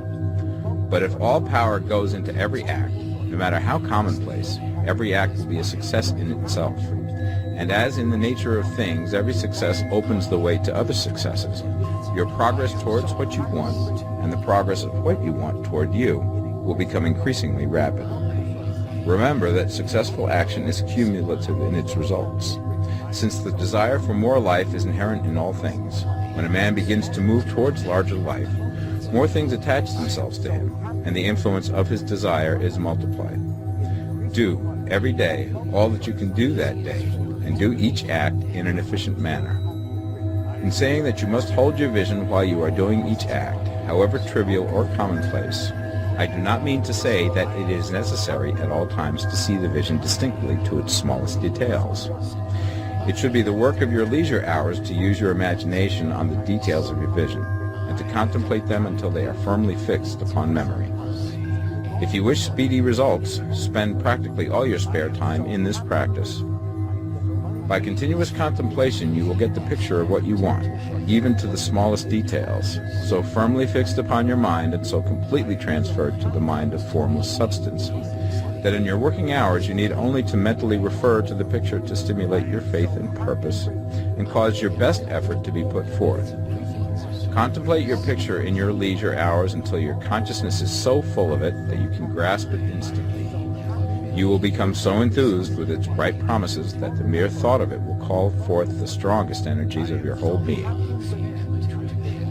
Let us again repeat our syllabus, and by slightly changing the closing statements, bring it to the point we have now reached. There is a thinking stuff from which all things are made, and which, in its original state, permeates, penetrates, and fills the interspaces of the universe. A thought in this substance produces the thing that is imaged by the thought. Man can form things in his thought, and, by impressing his thought upon formless substance, can cause the thing he thinks about to be created. In order to do this, man must pass from competitive to the creative mind. He must form a clear mental picture of the thing he wants, and do, with faith and purpose, all that can be done each day, doing each separate thing in an efficient manner. Chapter 13. Getting into the right business. Success in any particular business depends for one thing upon your possessing in a well-developed state the faculties required in that business. Without good musical faculty, no one can succeed as a teacher of music. Without well-developed mechanical faculties, no one can achieve great success in any of the mechanical trades. Without tact and the commercial faculties, no one can succeed in the mercantile pursuits. But to possess in a well-developed state the faculties required in your particular vocation does not ensure getting rich. There are musicians who have remarkable talent and who yet remain poor. There are blacksmiths, carpenters, and so on who have excellent mechanical ability, but who do not get rich. And there are merchants with good faculties for dealing with men who nevertheless fail. The different faculties are tools. It is essential to have good tools, but it is also essential that the tools should be used in the right way. One man can take a sharp saw, a square, a good plane, and so on, and build a handsome article of furniture. Another man can take the same tools and set to work to duplicate the article, but his production will be a botch. He does not know how to use good tools in a successful way. The various faculties of your mind are the tools with which you must do the work which is to make you rich. It will be easier for you to succeed if you get into a business for which you are well equipped with mental tools.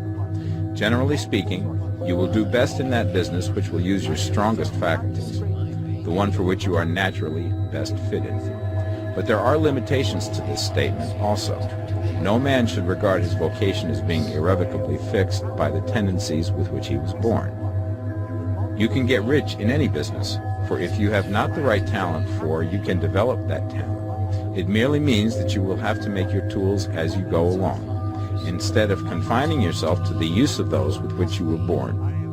It will be easier for you to succeed in a vocation for which you already have the talents in a well-developed state, but you can succeed in any vocation, for you can develop any rudimentary talent, and there is no talent of which you have not at least the rudiment.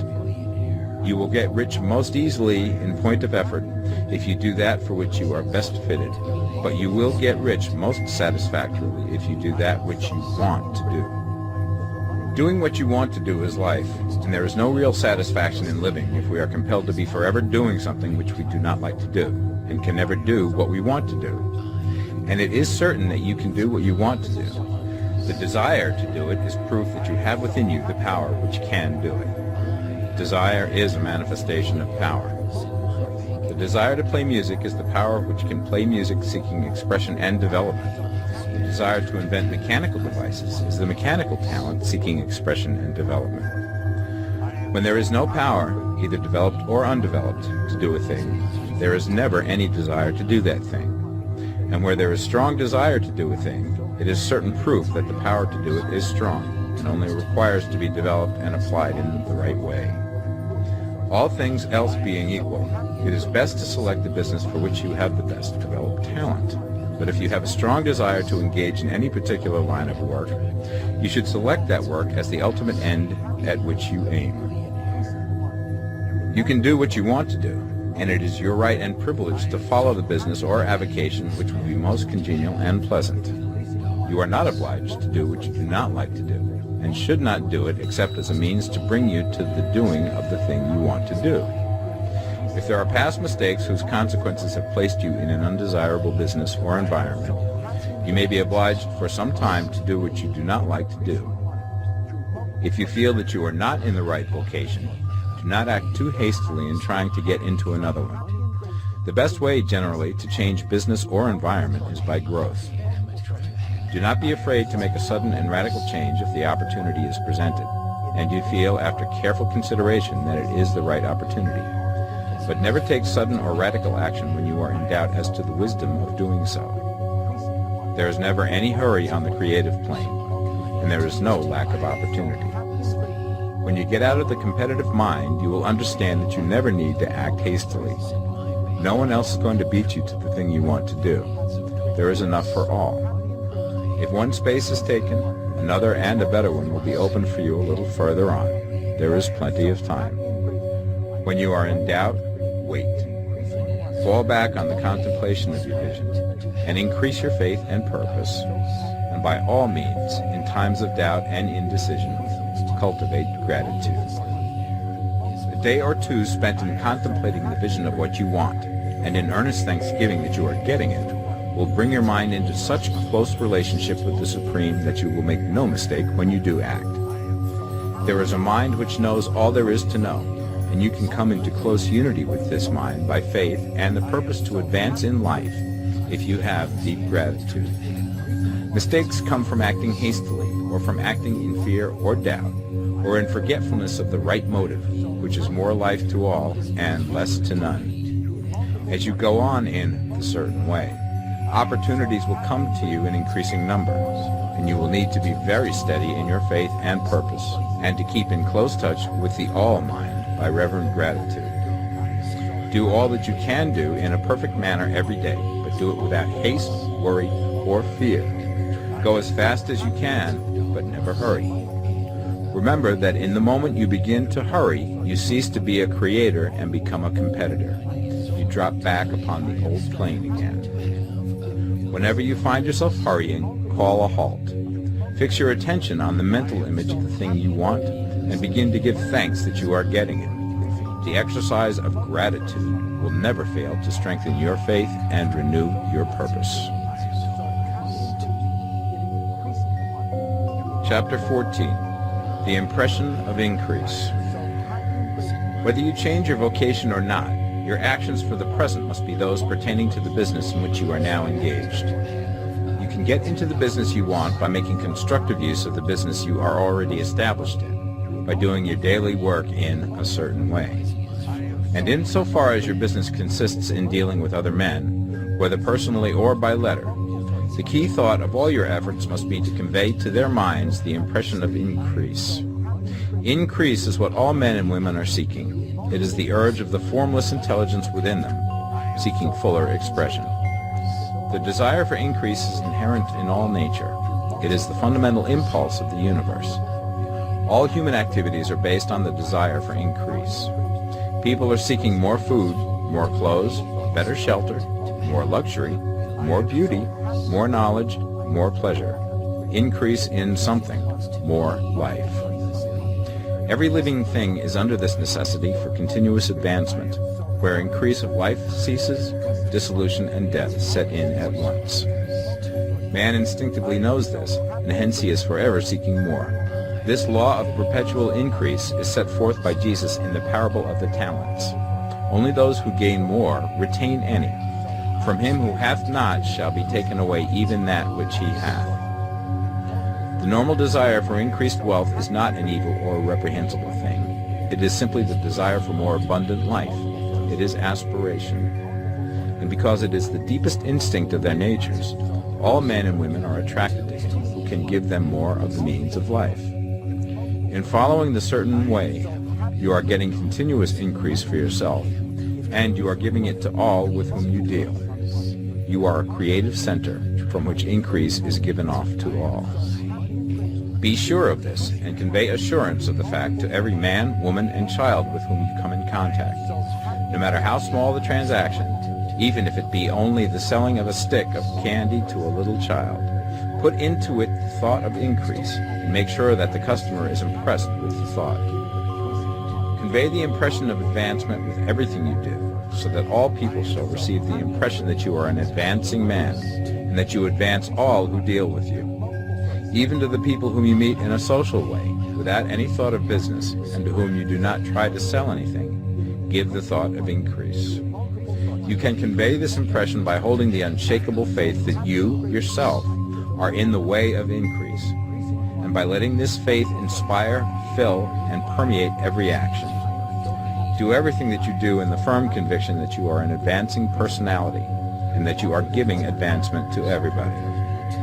Feel that you are getting rich, and that in doing so you are making others rich, and conferring benefits to all. Do not boast or brag of your success, or talk about it unnecessarily. True faith is never boastful. Wherever you find a boastful person, you find one who is secretly doubtful and afraid. Simply feel the faith, and let it work out in every transaction. Let every act and tone and look express the quiet assurance that you are getting rich, that you are already rich. Words will not be necessary to communicate this feeling to others. They will feel the sense of increase when in your presence and will be attracted to you again.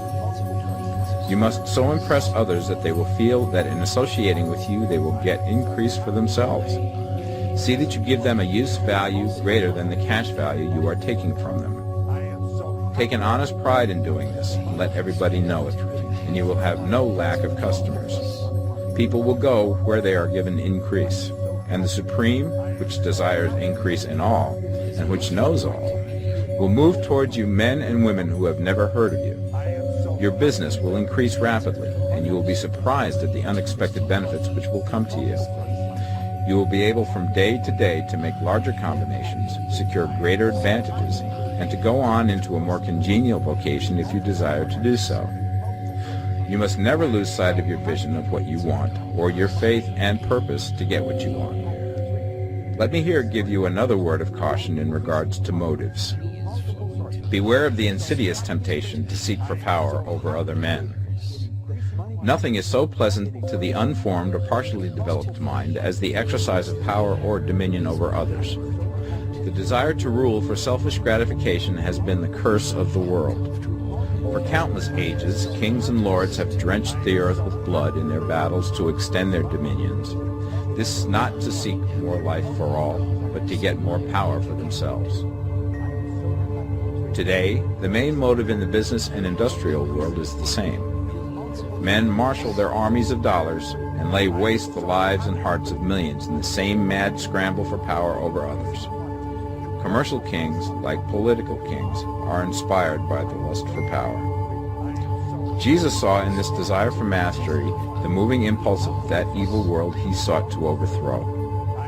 Read the 23rd chapter of Matthew and see how he pictures the lust of the Pharisees to be called master, to sit in the high places, to domineer over others, and to lay burdens on the backs of the less fortunate.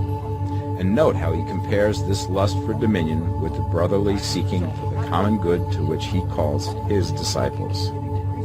Look out for the temptation to seek for authority, to become a master, to be considered as one who is above the common herd, to impress others by lavish display, and so on. The mind that seeks for mastery over others is the competitive mind, and the competitive mind is not the creative one. In order to master your environment and your destiny, it is not at all necessary that you should rule over your fellow men, and indeed, when you fall into the world's struggle for the high places, you begin to be conquered by fate and environment, and your getting rich becomes a matter of chance and speculation. Beware the competitive mind. No better statement of the principle of creative action can be formulated than the favorite declaration of the late Golden Rule Jones of Toledo. What I want for myself, I want for everybody. Chapter 15. The Advancing Man. What I have said in the last chapter applies as well to the professional man and the wage earner as to the man who is engaged in mercantile business. No matter whether you are a physician, a teacher, or a clergyman, if you can give increase of life to others and make them sensible of the fact, they will be attracted to you and you will get rich. The physician who holds the vision of himself as a great and successful healer, and who works towards the complete realization of that vision with faith and purpose, as described in former chapters, will come into such close touch with the source of life that he will be phenomenally successful. Patients will come to him in throngs. No one has a greater opportunity to carry into effect the teaching of this book than the practitioner of medicine. It does not matter to which of the various schools he may belong, for the principle of healing is common to all of them, and may be reached by all alike. The advancing man in medicine, who holds to a clear mental image of himself as successful, and who obeys the laws of faith, purpose, and gratitude, will cure every curable disease he undertakes, no matter what remedies he may use. In the field of religion, the world cries out for the clergyman who can teach his hearers the true science of abundant life. He who masters the details of the science of getting rich, together with the allied sciences of being well, of being great, and of winning love, and who teaches these details from the pulpit, will never lack for a congregation. This is the gospel that the world needs. It will give increase of life, and men will hear it gladly, and will give liberal support to the man who brings it to them. What is now needed is a demonstration of the science of life from the pulpit. We want preachers who can not only tell us how, but who in their own persons will show us how. We need the preacher who will himself be rich, healthy, great, and beloved, to teach us how to attain to these things, and when he comes, he will find a numerous and loyal following. The same is true of the teacher who can inspire the children with the faith and purpose of the advancing life. He will never be out of a job. And any teacher who has this faith and purpose can give it to his pupils. He cannot help giving it to them if it is part of his own life and practice. What is true of the teacher, preacher, and physician is true of the lawyer, dentist, real estate man, insurance agent, of everybody. The combined mental and personal action I have described is infallible. It cannot fail. Every man and woman who follows these instructions steadily, perseveringly, and to the letter will get rich. The law of the increase of life is as mathematically certain in its operation as the law of gravitation. Getting rich is an exact science. The wage earner will find this as true of his case as of any others mentioned. Do not feel that you have no chance to get rich because you are working where there is no visible opportunity for advancement, where wages are small and the cost of living high. Form your clear mental vision of what you want and begin to act with faith and purpose. Do the work that you can do every day and do each piece of work in a perfectly successful manner. Put the power of success and the purpose to get rich into everything that you do. But do not do this merely with the idea of currying favor with your employer in the hopes that he or those above you will see your good work and advance you. It is not likely that they will do so. The man who is merely a good workman, filling his place to the very best of his ability and satisfied with that, is valuable to his employer, and it is not to the employer's interest to promote him. He is worth more where he is. To secure advancement, something more is necessary than to be too large for your place. The man who is certain to advance is the one who is too big for his place, and who has a clear concept of what he wants to be, who knows that he can become what he wants to be, and who is determined to be what he wants to be. Do not try to more than fill your present place with a view to pleasing your employer. Do it with the idea of advancing yourself. Hold the faith and purpose of increase during work hours, after work hours, and before work hours. Hold it in such a way that every person who comes in contact with you, whether foreman, fellow workman, or social acquaintance, will feel the power of purpose radiating from you, so that everyone will get the sense of advancement and increase from you. Men will be attracted to you, and if there is no possibility for advancement in your present job, you will very soon see an opportunity to take another job. There is a power which never fails to present opportunity to the advancing man who is moving in obedience to law. God cannot help helping you if you act in a certain way. He must do so in order to help himself. There is nothing in your circumstances or in the industrial situation that can keep you down. If you cannot get rich working for the Steel Trust, you can get rich on a 10-acre farm. And if you begin to move in a certain way, you will certainly escape from the clutches of the Steel Trust and get on to the farm or wherever else you wish to be. If a few thousands of its employees would enter upon the certain way, the Steel Trust would soon be in a bad plight. It would have to give its working men more opportunity or go out of business. Nobody has to work for a trust.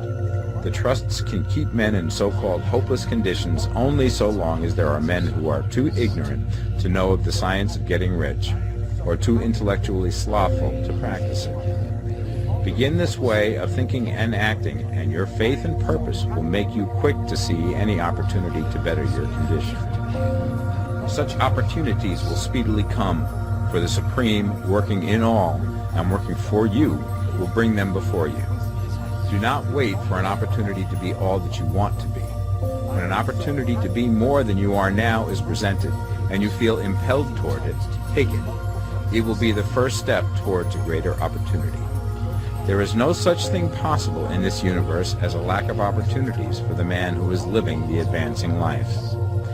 It is inherent in the constitution of the cosmos that all things shall be for him and work together for his good, and he must certainly get rich if he acts and thinks in a certain way. So let wage-earning men and women study this book with great care, and enter with confidence upon the course of action it prescribes. It will not fail. Chapter 16. Some cautions and concluding observations. Many people will scoff at the idea that there is an exact science of getting rich. Holding the impression that the supply of wealth is limited, they will insist that social and governmental institutions must be changed before even any considerable number of people can acquire a competence. But this is not true. It is true that existing governments keep the masses in poverty, but this is because the masses do not think and act in a certain way. If the masses begin to move forward as suggested in this book, neither governments nor industrial systems can check them. All systems must be modified to accommodate the forward movement. If the people have the advancing mind, have the faith that they can become rich, and move forward with the fixed purpose to become rich, nothing can possibly keep them in poverty. Individuals may enter upon the certain way at any time and under any government, and may make themselves rich.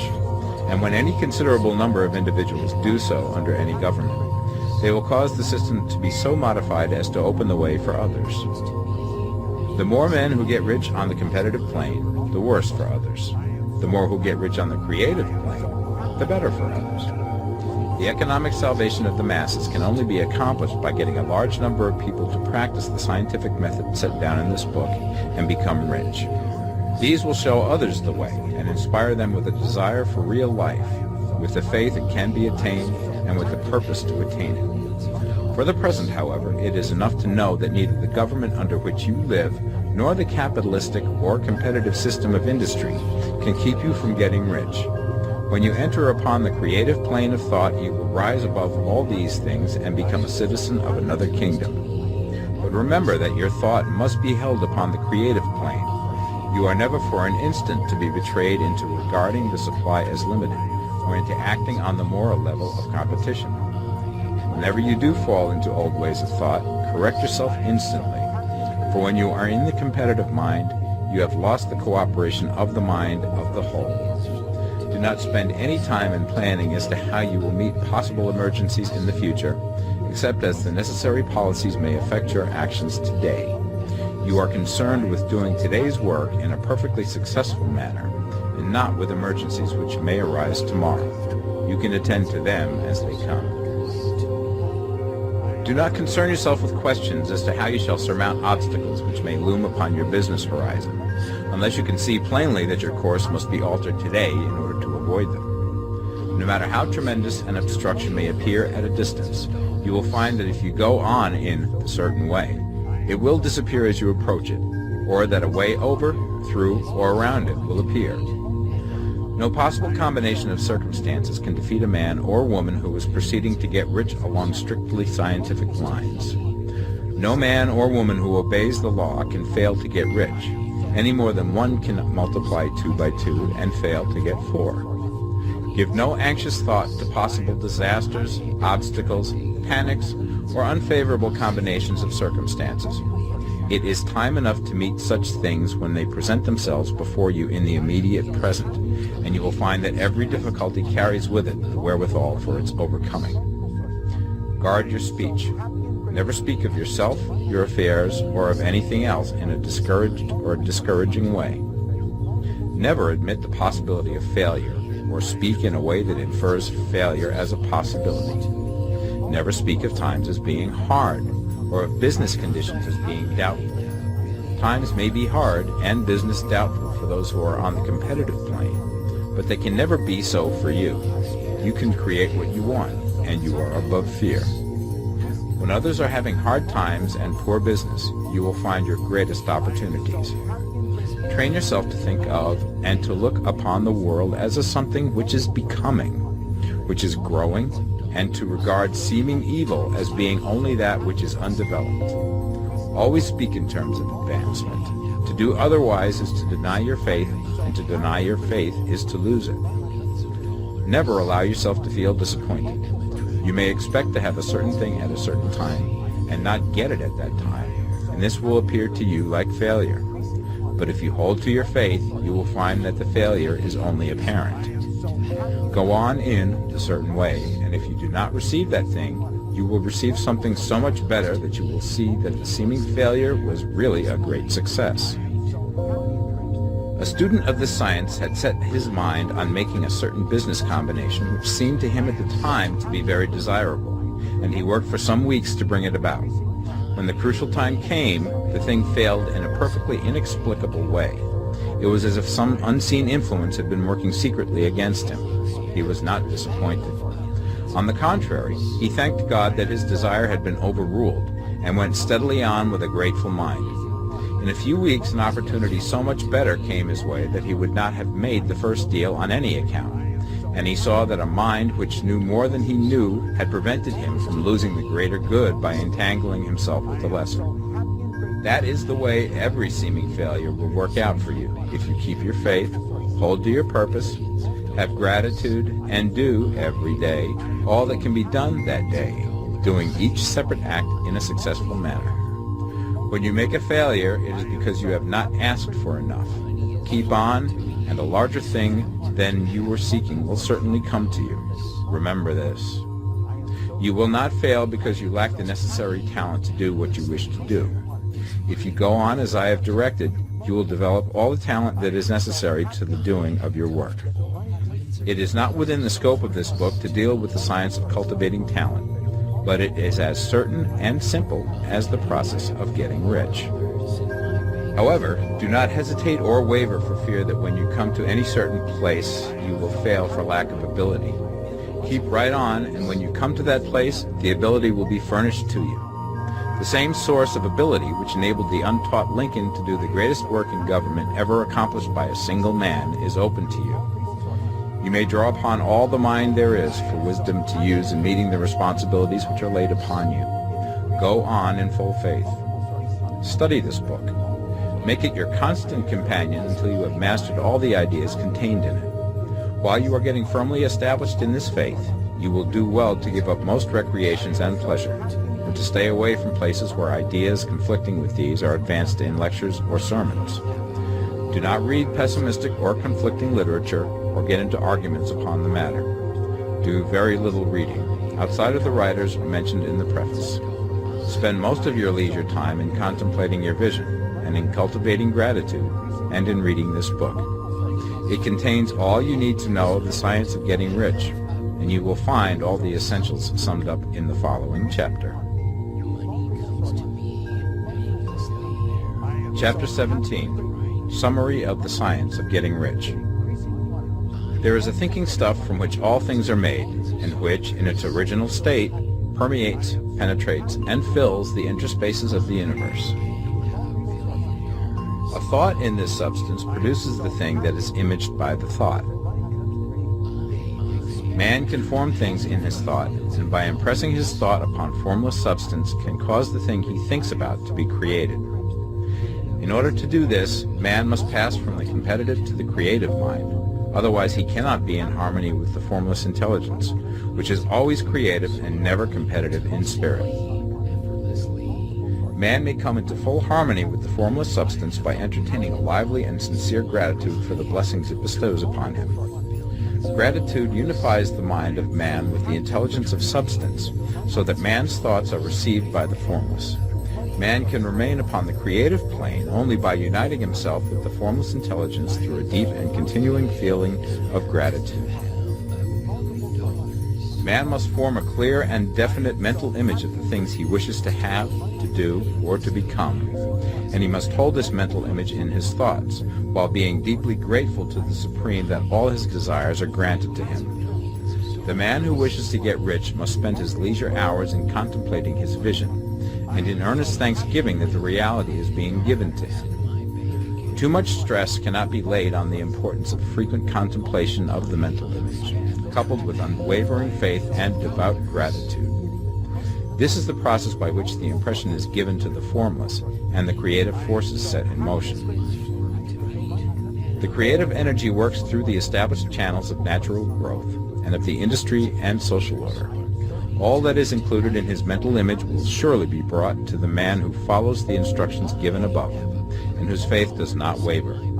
What he wants will come to him through the ways of established trade and commerce. In order to receive his own when it shall come to him, man must be active, and this activity can only consist in more than filling his present place. He must keep in mind the purpose to get rich through the realization of his mental image. And he must do, every day, all that can be done that day, taking care to do each act in a successful manner. He must give to every man a use value in excess of the cash value he receives, so that each transaction makes for more life, and he must so hold the advancing thought that the impression of increase will be communicated to all with whom he comes in contact.